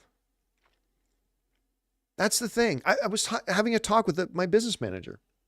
It's like, maybe if we did this, maybe we did this. And I said, you know, here's the thing. I have been successful enough. There are a lot of people out there who've had much more success than me. And that's great. And I'm happy for them. That's great. That's awesome. I have been successful enough. My life is great. I have a great family. I've married my dream woman, who is also my best friend and a great partner. I have been lucky enough that I have been able to do a job for a number of years that I've had success in doing. I've been able to not only make money for myself, I've been able to make money for other people for many years. I've, you know, there's every which way I look at my career, it's been a win. And I'm very grateful for that. And am I famous? No, but I didn't need to be famous. Am I the most successful YouTuber on the platform? No, but I didn't need to be. And there's a great place in life in recognizing and appreciating what you have and what you've been able to do, and not worry about the things you don't have or the things you didn't do. You know what I mean? There's a contentment that comes with that. And I am not exaggerating when I say there is a great contentment that I have as I look back on my career, as I look at where my job is right now, that I am an irrelevant fucking nobody from Canada. And despite the fact that I am an irrelevant nobody from Canada, I've been able to have more than enough success. And I'm very grateful for it. And I love our audience. I love our community and all that kind of stuff. But yeah, I don't have to worry about the things that the people who are far more popular than me have to worry about, right? I don't have to worry about those problems. Anyway, thank you for the kind words, Chuck. I really do appreciate it very much. All right. Next up, Josh Kahn writes, what hurts more by being on the same time tomorrow? Last of Us finale or the Oscars? I don't think either do. I really don't think either do. Listen, 20 years ago, when you had to pick what you were going to watch, one of them would suffer. Today, in the streaming world and in the streaming life and in DVRs, it's like, hey, guess what? If I watch the Oscars, I'm not going to miss the opening of Last of Us. It won't start until I hit play, or I won't miss anything from the Oscars because I got it DVR and I can just hit play, whatever. Like, we live in an era where neither has to suffer. I think they'll both be just fine. I think both of them, I think you're going to see the Oscar numbers go up from last year. I think you're going to see bonkers numbers for The Last of Us. I think they are both going to be just fine. It's a different era than it was even 10 years ago, right? It's just a different era from what it was. All right. Next up, we've got the filmmaking fandom who writes, The Way of Water will win best visual effects deserved. Oh, dude, it's not even a question. It's not even a slight doubt. It's going to win that by miles. And you're right. It 100% deserves it. All right. Tim Sim sends in a $20 super chat. Thank you, Tim, for being that supportive, man. I appreciate that very much. And Tim writes, so who here are watching the Oscars or The Last of Us season finale tomorrow night? For me, it's simple. I'm watching the finale on Sunday night and reading the Oscar winners, the list the following morning. The ceremony is now a farce. Oh, I don't agree with that at all. The Oscars are fantastic. They need to do some things differently. Listen, if you've been watching me for any period of time, you know I make videos every year about things the Oscars need to do to improve the presentation. 100%. But I am a movie fan. And as a movie fan, like in my core, a movie fan, there is nothing more important in the world of entertainment than the Oscars. There's nothing more important. As a film fan, I'm not saying there's nothing more important in life than the Oscars. I'm saying as an entertainment fan, there is nothing more important than the Oscars. It is the night that celebrates, where the industry itself, where the filmmakers, the writers, the actors, the producers, cinematographers, the designers, the executives, all of them, where they come together and celebrate the best of the year that was. Nothing is more important than that. You know how much I love Last of Us. You know how much I love Last of Us. It's not 1/10 as important as the Oscars. And I get it. You can be one of those people who goes, well, I don't care about the Oscars. That's fine. That's fine. You don't need to. That's perfectly cool. But the Oscars is the Oscars. It is the industry celebrating excellence and the year that was in film. And what a fucking year it has been for film. There's been so many fucking fantastic movies this year, an industry that is still recovering from the beating it took at the hands of COVID and all that kind of stuff. Yeah. Now listen, I am absolutely watching Last of Us tomorrow. I 100% am, but I'm 100% watching it after I watch the Oscars. So I'm doing both. That's the great thing about the world we live in today. I'm doing both, but it 100%, I'm watching the Oscars first. Then once the Oscars are done, we'll move from our living room, because we got a bunch of people coming over tonight. We're going to watch the Oscars in the living room. And then once the Oscars are done, we're going to move into the theater room, bring up The Last of Us in our theater room, and we're going to watch the season finale of The Last of Us. And it's going to be a great night because we get to do both. That's the great thing about it. All right. Thanks for sending that in, Tim. Appreciate that. All right. Vera Morris writes, tips for a first-time CinemaCon attendee. No tip. Really, it's pretty straightforward. Just go have a good time. Plan. The one thing I've mentioned to somebody else before for people who are going to CinemaCon for the first time is plan where you're eating and be where you want to eat at least 45 minutes early, because eating in Vegas at places you want to eat, there's going to be a bit of a line and a wait. So just plan your eating accordingly, Vera. That's the key. That is the key. Plan your eating. All right.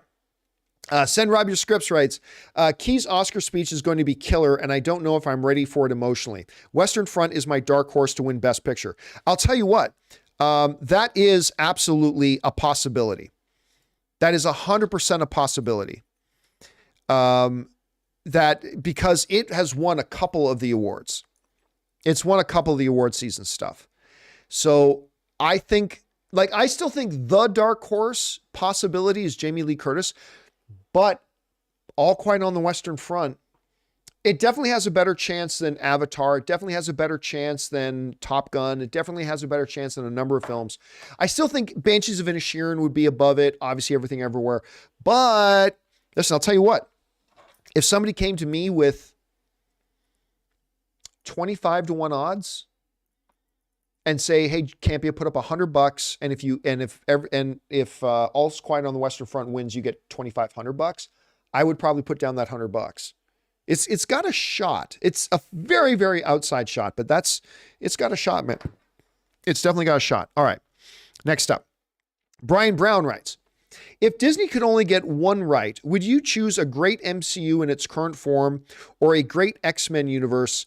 So great Rogue, Cyclops, Gambit, etc. Well, I mean, the X-Men are going to be in the MCU, but I see what you're saying. Okay, if I could only pick one, a great MCU in the state that it's in, like with the lineup that they have, or a great X-Men franchise, there's more you can do with the MCU, right? There's more you can do. Now, of course, X-Men are going to be in the MCU, but if you had them separated out, there's just more you can do with the MCU. So I would begrudgingly, I don't like having to pick, but if I did have to pick, I'd say the MCU. All right. Aaron McDonough writes, I still think Austin is winning Best Actor. It's got a chance. He's got a chance. Listen, I still also think Colin Farrell has a chance. I think it's going to be Brendan Fraser. I think he built up the momentum right now. So I think it's going to be Brendan Fraser. Austin Butler is definitely in the running, though. It's not a long shot. I still think the favorite is Brendan Fraser. But I don't think Austin Butler is a long shot. I think he has a legitimate chance. I still think it'll be Brennan, but Austin Butler has a legitimate chance. All right, next up. Jose Garcia writes, on the MMA GOAT discussion, I have a hard time putting Khabib any higher than 4th on my all-time. Although dominant, he doesn't have many UFC fights. Jones, GSP, Demetrius Johnson all have better resumes. Disagree. I 100% disagree. And I say that as a Canadian and as a big fan of George St. Pierre. But George St. Pierre lost to Matt Serra. George St. Pierre barely, by the skin of his teeth, got by John Big Rigs Hendricks. By the skin of his teeth. All that kind of stuff. John Bones Jones, he lost that fight. The last one before he left, he lost that fight. The judges gave it to him, whatever. He lost that fight. He barely got by Gustafsson, who, by the way, has never looked that impressive after that fight, but he barely got by Gustafsson. Khabib Nurmagomedov, it was just understood nobody on the planet was close to him. He's never once in his career was he in danger. Never did he come remotely close to losing a fight. Like, there was never a fight that he even looked remotely close like he would lose. He literally just buzzsawed through everybody until there was literally nobody left to fight. There was nobody left to fight. I love GSP, and all due respect to John Bones Jones. And Demetrius had a nice run. But it's just not, there's no discussion. Nurmagomedov was unbeatable. You can't say that about George St. Pierre. You can't say that about John Bones Jones. Khabib Nurmagomedov was unbeatable. Nobody came close. So, as far as I'm concerned, no, there is one GOAT, and it's Khabib Nurmagomedov. That's it.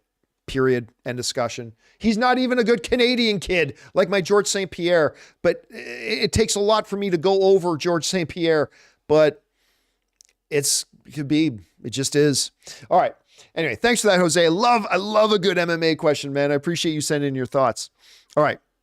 The Filmmaking Fandom writes, John, how do you feel about Jake's now only son, Loak, being the narrator for Avatar 3 and not Jake? What are your theories on how Loak being the narrator will change the story, point of view / dynamic of 3?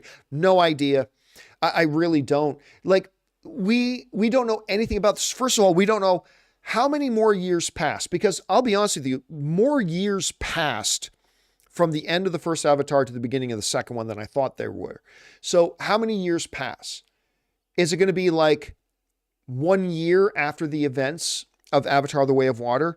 Is it going to be 15 years after the events of Way of Water? Is Jake now going to be an older man? Or like, until we got some baseline information, it's really, really difficult. Ultimately, it doesn't really matter at this point. At this point, it doesn't matter. Like, which character narrates. By the way, Avatar: The Way of Water, there wasn't a lot of narration anyway, right? There wasn't really a lot of narration. Look at 1923, right? The girl from 1883, I forget the character's name, but the girl from 1883 is the narrator of 1923. But does that really make any difference to 1923? It really doesn't. And so I don't know that it'll have any impact or dictate the difference or change of directions or anything. And again, maybe once we get an idea about what the whole setting of the third movie is, maybe then we'll have a little bit better of a picture of that. So we'll see. All right. X-Evil Seed X writes, hey, John, I don't have a lot of money, but I just wanted to show some support and say thank you for all that you do and your constant professionalism. Oh, thank you so much for that, man. I appreciate that. And listen, just being here and being a part of our community is great, man. Thank you so much for the kind words, and I appreciate you showing support in any way. So thank you so much for that, man. I appreciate it very much. All right. Treason writes, Daredevil should be R, doesn't need to be, but also doesn't need to be the boys. Done right, R can ground it further. Our world is rated R, especially in dark parts. Listen, I have never heard anybody say that the Batman needed to be rated R to be more grounded. Whether you're talking about Christopher Nolan's Batman films or you're talking about Matt Reeves's Batman film, it does not need to be rated R. It just doesn't. Like, there's so many people for years said Batman needs to be rated R. No, he really doesn't. He really doesn't. And I would make this argument. 95% of the Netflix Daredevil series would have qualified to be PG-13 anyway. It really would have. And with some minor changes here and there, the Daredevil series itself could have easily just been transferred over to Disney Plus.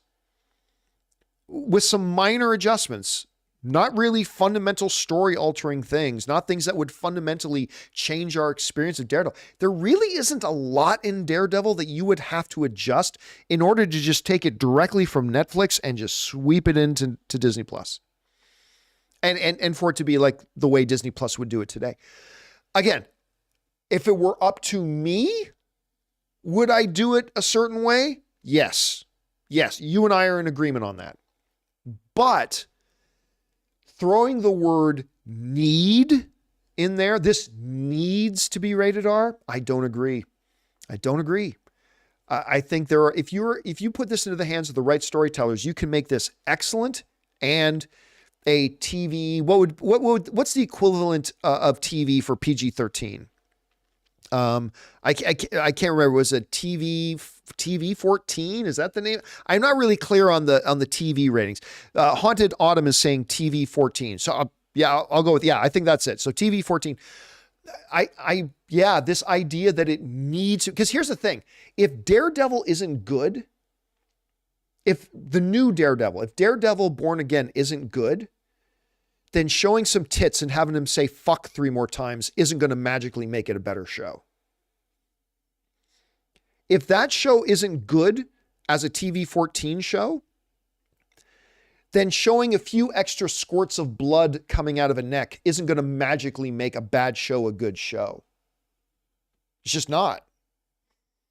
If it's going to be a good show, it's going to be a good show. But again, I would do it R. I'm with you. I would do it R, but it does not need to be R.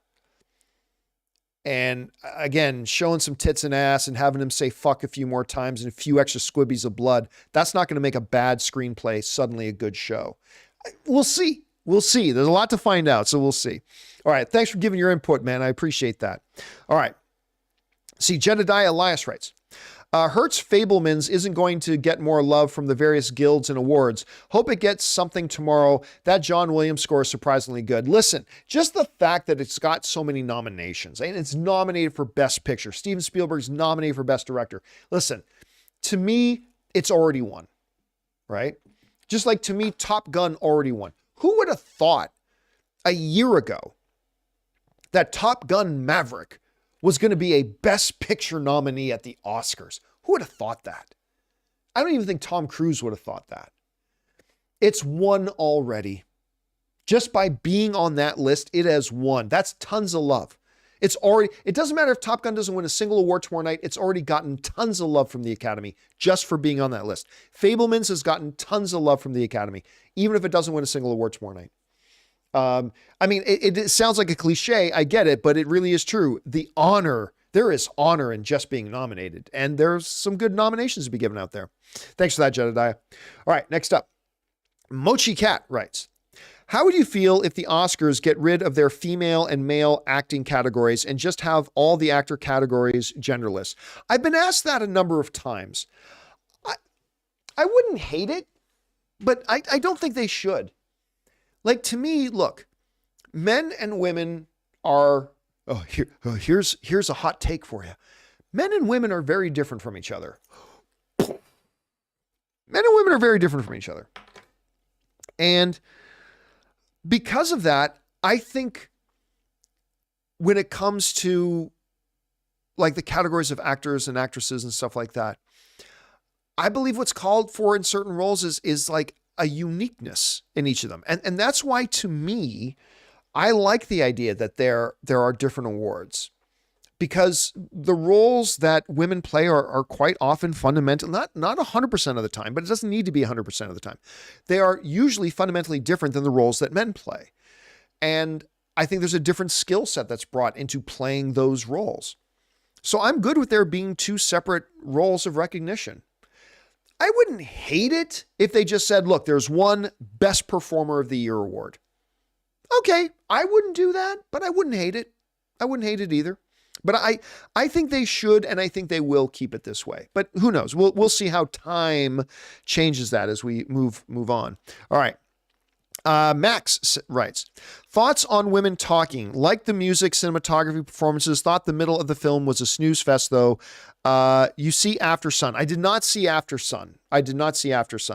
Women talking, I thought was really good. You got to remember though, I am a sucker for to me, a scene of great dialogue can outdo a scene of great action. Like one of my favorite scenes in a movie over the past, that's why I think it can win Best Adapted Screenplay.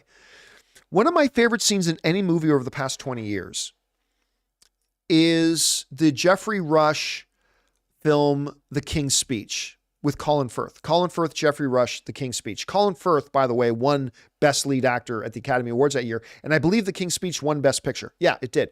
King's Speech won Best Picture that year. Colin Firth won Best Actor. And there's a scene in that movie where it's literally just Colin Firth and I just said his name. Why did I freeze on it? Colin Firth and Geoffrey Rush. There's a scene in that movie where Firth and Rush are just sitting in a room facing each other in these two leather chairs talking. And it's one of my favorite scenes of the last 20 years. There's a lot of that in women talking. But that really worked for me. So yeah. And that's why I think it has a good shot at winning Best Adapted Screenplay. All right. Thanks. Great question, Max. Next up. FYP Heroes writes, hey, John, thoughts on the HBO Max recent price increase weeks before the final episode of The Last of Us, which has broken viewership records. Thanks, and bring on the filthy. Listen, we've been talking a lot about this because in the recent month or two, we've seen all the major streaming services raise their prices, right? We saw Disney Plus raise their prices. We saw Netflix raise their prices. We're seeing HBO raise their prices. I have an unpopular take on this. Because I get it. We all want everything for free. But I don't like price increases either. But my position on this has always been unpopular, but has always been the same. When you look at Netflix and you look at the sheer volume of content that you get on Netflix, because what's the current price of Netflix now? Like $17? $17 or something like that. I can't remember the exact number, but for argument's sake, let's say $17. If you guys can correct me in the live chat, please do. Then $17 is a value proposition. Like you get all of that content and fresh new stuff coming out very often, especially on Netflix. 50 cents a day for that? How many hours do you spend sitting in front of Netflix? I bet it's more than a lot of things you do during your day. I mean, for some people, I guess. $17 is a value proposition. The trick is we are greedy and we want all the services. Because we don't just want Netflix, which $17 a month for Netflix is a value proposition. But we also want Disney Plus, and we want Paramount Plus, and we want Peacock, and we want HBO, and we want Amazon Prime, and we want all of it. Well, each one of those companies, each one of those entities needs to charge an amount of money that allows them to make all the content and license all the content and have the infrastructure and have the technology backspining and have all that kind of stuff and be profitable at the same time. Each individual company needs to do that. And so I think HBO is the highest quality streaming platform there is. Nobody makes content as well as HBO does. And it costs them money to do it, and they have a terrific library, and I'm okay with the individual price. Now, it's on me of how many of those services I want to have, right? It's not HBO's problem, and it's not HBO's fault that I want to have Peacock, and I want to have Paramount Plus, and I want to have Disney Plus, and I want to have Netflix, and I want to have, Discovery, and I want to have this. That's not HBO's problem. That's not HBO's fault that I'm greedy and I want to have all of it. Well, if you want to have all of it, it's going to cost a lot. So I think with streaming services, it's going to be like everything else in life.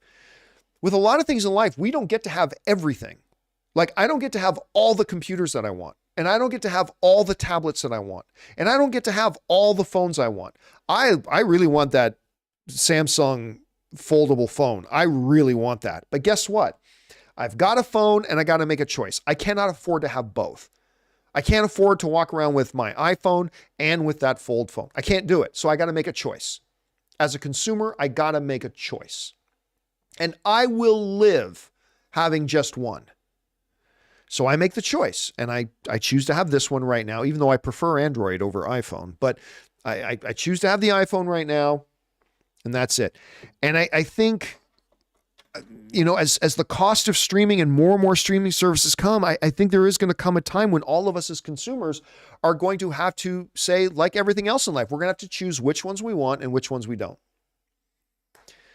Because I think right now it's still kind of affordable to have all of them if you want, because right now it's still kind of on par of what we all used to pay for cable, but it's going to get to a point where at some point we're going to have to make some choices. We're going to have to make choices. Pluto TV is a good one. Yeah, Kaiser Soze is Brian. Pluto TV, by the way, is a really good little thing to have. Pluto's great. I watch a lot of poker on Pluto TV, actually. All right. Let's keep going here. The Let's Go Network writes, 20 years from now, all these films will be forgotten, but Top Gun Maverick won't be forgotten. I think you're completely wrong about that. It's the winner, but it's the Oscars, no surprise. No, I think you're 100% wrong about that. I'm not saying that Top Gun Maverick will be forgotten. I'm not necessarily saying that, but to say, Tony, all these movies, well, guess what? When you look back, nobody's forgotten. I'm just trying to pick one out. Nobody's forgotten Shakespeare in Love.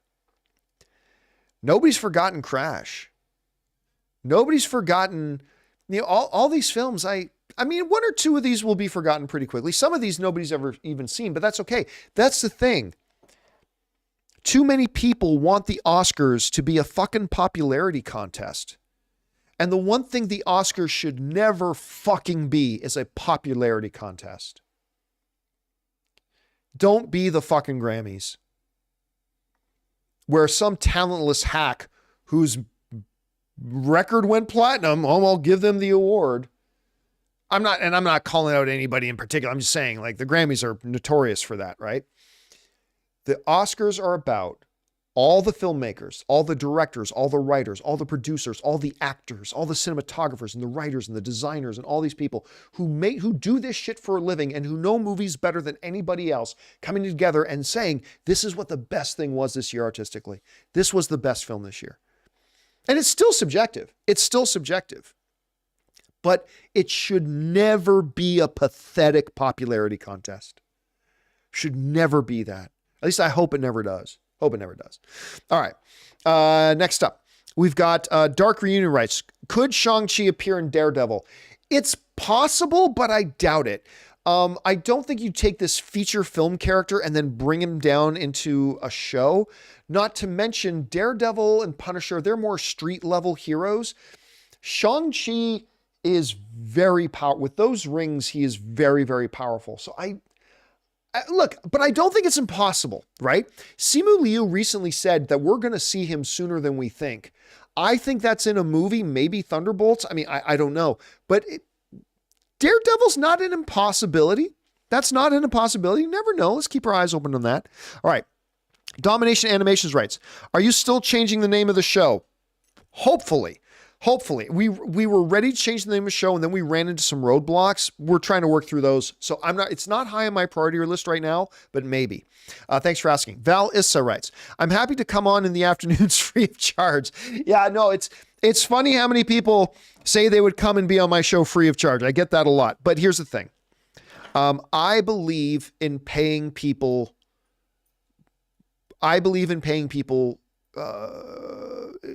Value, right?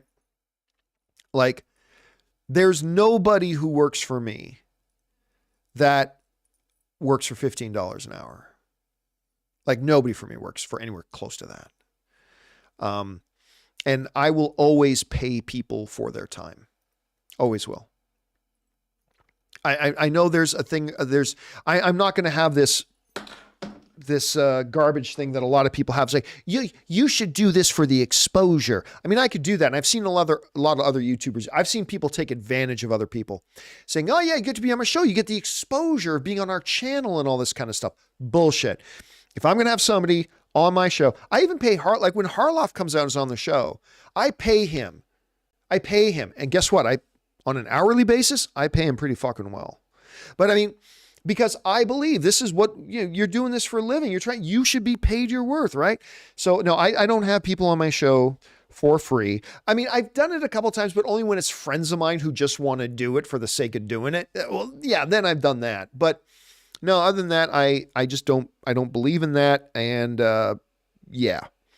And listen, me having that as a strong conviction and me having that as a fundamental principle of how I do things, and me being committed to fundamentally trying to run my own business with economic responsibility, will sometimes mean certain things. There's drawbacks. I mean, you can do things the wrong way and there's going to be drawbacks, but you can do things the right way. And doing things the right way means there's going to be drawbacks as well. And sometimes I suffer those drawbacks, but I'm committed to those principles and I'll never do it otherwise. All right. But thank you for the offer, Val. Kyle Schneider writes, did you see the Dungeons and Dragons reviews? Again, I still believe it's only 10 reviews. Let me check it again here. How many are out now? Currently, there's that one. Yeah, I believe it's still just 10 reviews. No, there are 12. Ladies and gentlemen, breaking news. There are now 12 reviews for Dungeons and Dragons, and it holds the 100%. It's holding strong at 100%. 12 reviews in. I mean, it'll be worth getting excited about once there's like 50 reviews. So maybe we'll get like 50 reviews by tomorrow, but still, you'd rather see it at 100% than at 40% with 12 reviews in. So I'm happy to see that. I'm very excited for this movie. All right. Derp Jones writes, who wins, Prime Fedor or Prime Overeem? Prime Fedor.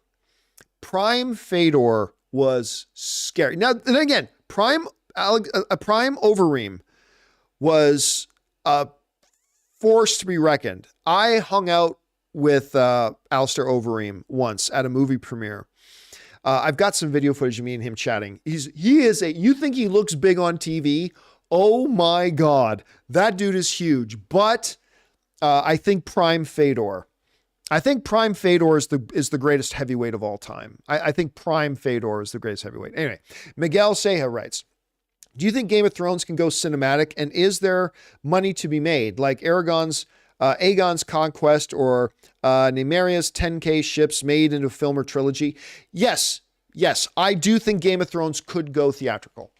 I think you could do a game. Now, what I don't think you can do is like say take an existing show and just take the characters from that existing show and make a movie out of it. But you can tell a story in the world of Game of Thrones that is not a TV show. And I think you can bring that to the big screen. And I think you could have success with that.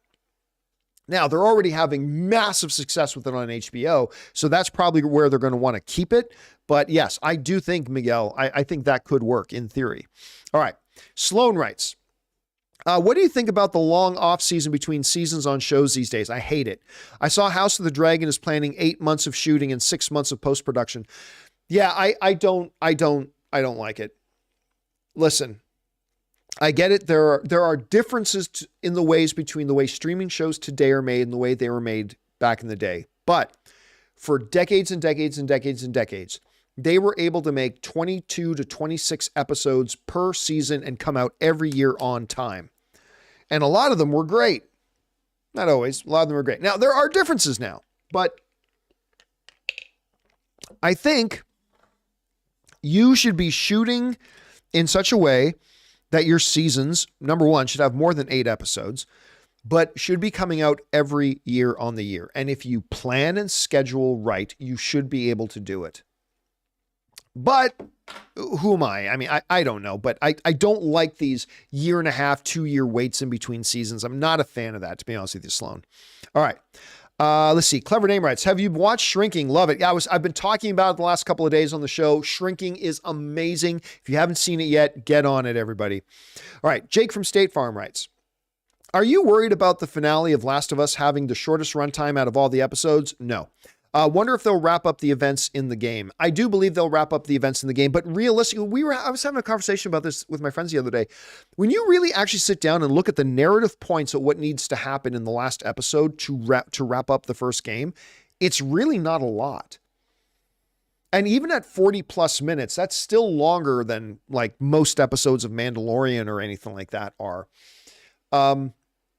And when you look at what they were able to accomplish, hell, look at episode 3. By the way, I went to go see Nick Offerman, Ron Swanson himself. Ann and I went to go see him in concert last night, where he just stood on stage. He played some songs. He told stories. He was fantastic. Got to watch him. It was so great. Anyway, you go to episode 3, where in episode 3, we had to meet 2 characters we'd never met. We had never met Bill and Frank. We had to meet 2 characters we never met. They were just introduced to us just now in episode 3. We had to get to know them, get attached to them, become emotionally invested in their story, and bring it to a powerful conclusion. And they did all of that in 1 episode. 1 episode. They did all of that in 1 episode. Yeah. Yeah. When you look at the narrative points that they need to hit to wrap up this season, they can do that in like 40-something minutes. They can do that. Oh my God. Equity Group says Mando better than Andor. What are you smoking? I mean, like, it's all great. Mandor. I love Mandalorian. You know, I stay up till midnight to watch The Mandalorian. I have a lot of fun with Mandalorian. I think Mandalorian is great. It's nowhere near as good as Andor. Let's just be really clear about that. Mandalorian is fun. Andor is great. But hey, that's just me. It's all subjective, of course. The important thing is we're all loving something Star Wars right now. But yeah, I think they can easily wrap it up this episode. Even at 40-something minutes, I think they can do it no problem. All right. Next up, My Comic Planet writes, regarding Weekly Hero, can you break down why you think it wasn't more successful? Do you think it was because people thought it was just a rehash? I mean, listen, it did okay. Weekly Hero did okay. I think there's 2 factors involved. I think one factor is if something is on the John Campea channel that doesn't have John Campea, only because it's the John Campea channel. Like, I'm not saying add John Campea to some other channel and all of a sudden their viewership goes up. Not at all. Not at all. But on the John Campea channel, we found this when we tried to do the Friday shows without me. The numbers drop, which is understandable because it's the John Campea channel.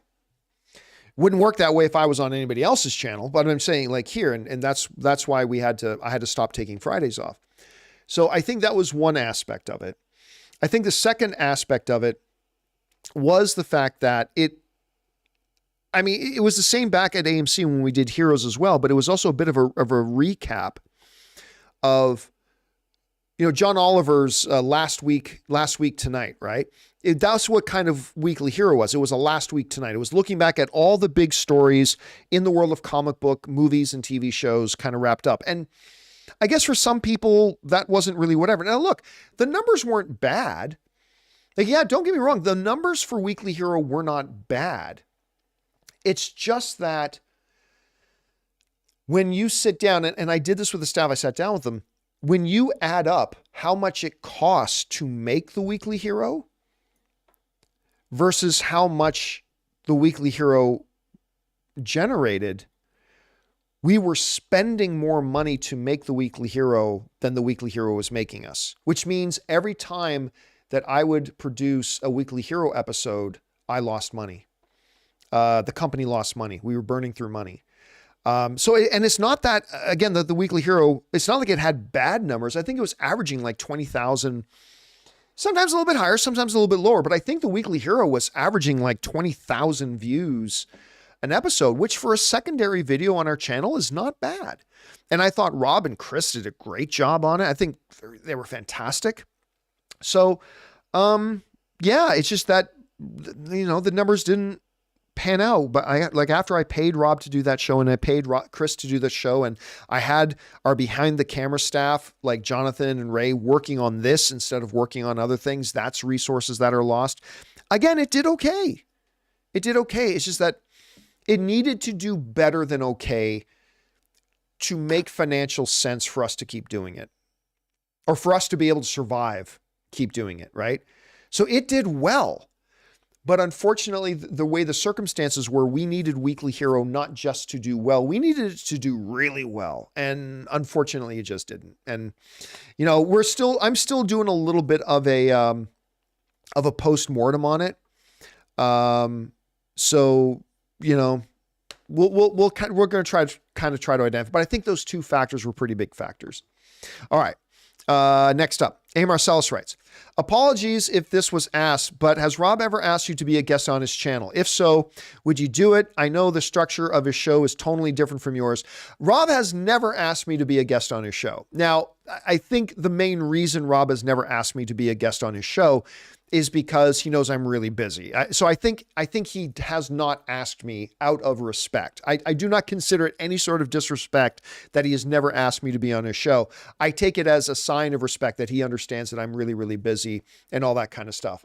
But no, actually, as a matter of fact, Rob has never asked me to be on his show before.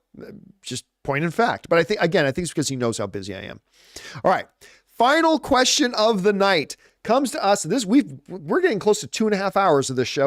All right. Little Ray writes, Last of Us is my favorite game of all time, and I always knew you really liked it too. So now that the show is out, it's like a dream come true to hear your detailed thoughts and opinions about it. Well, thank you, man. Listen, I think The Last of Us, again, I cannot speak to it as a game because I've never sat down and played through the game. I sat down and watched like 14-hour cutscene movie of it. So I think the story of The Last of Us is the second best story ever told in video game format. The best story ever told in video game format is The Last of Us 2. So together, to me, it's the best stories ever told in the video game format. I think they're fantastic. And the way they've been able to translate them,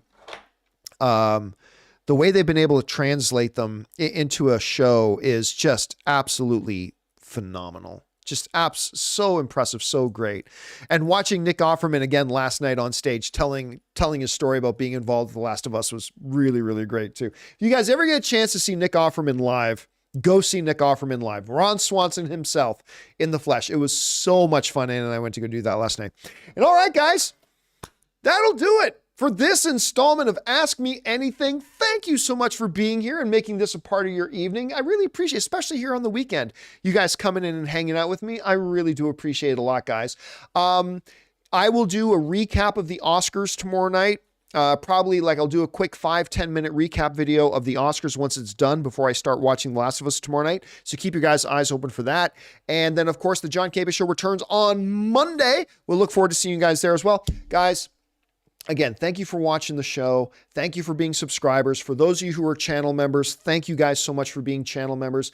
It's just, you guys make doing what I do worth doing. So thank you so much for that.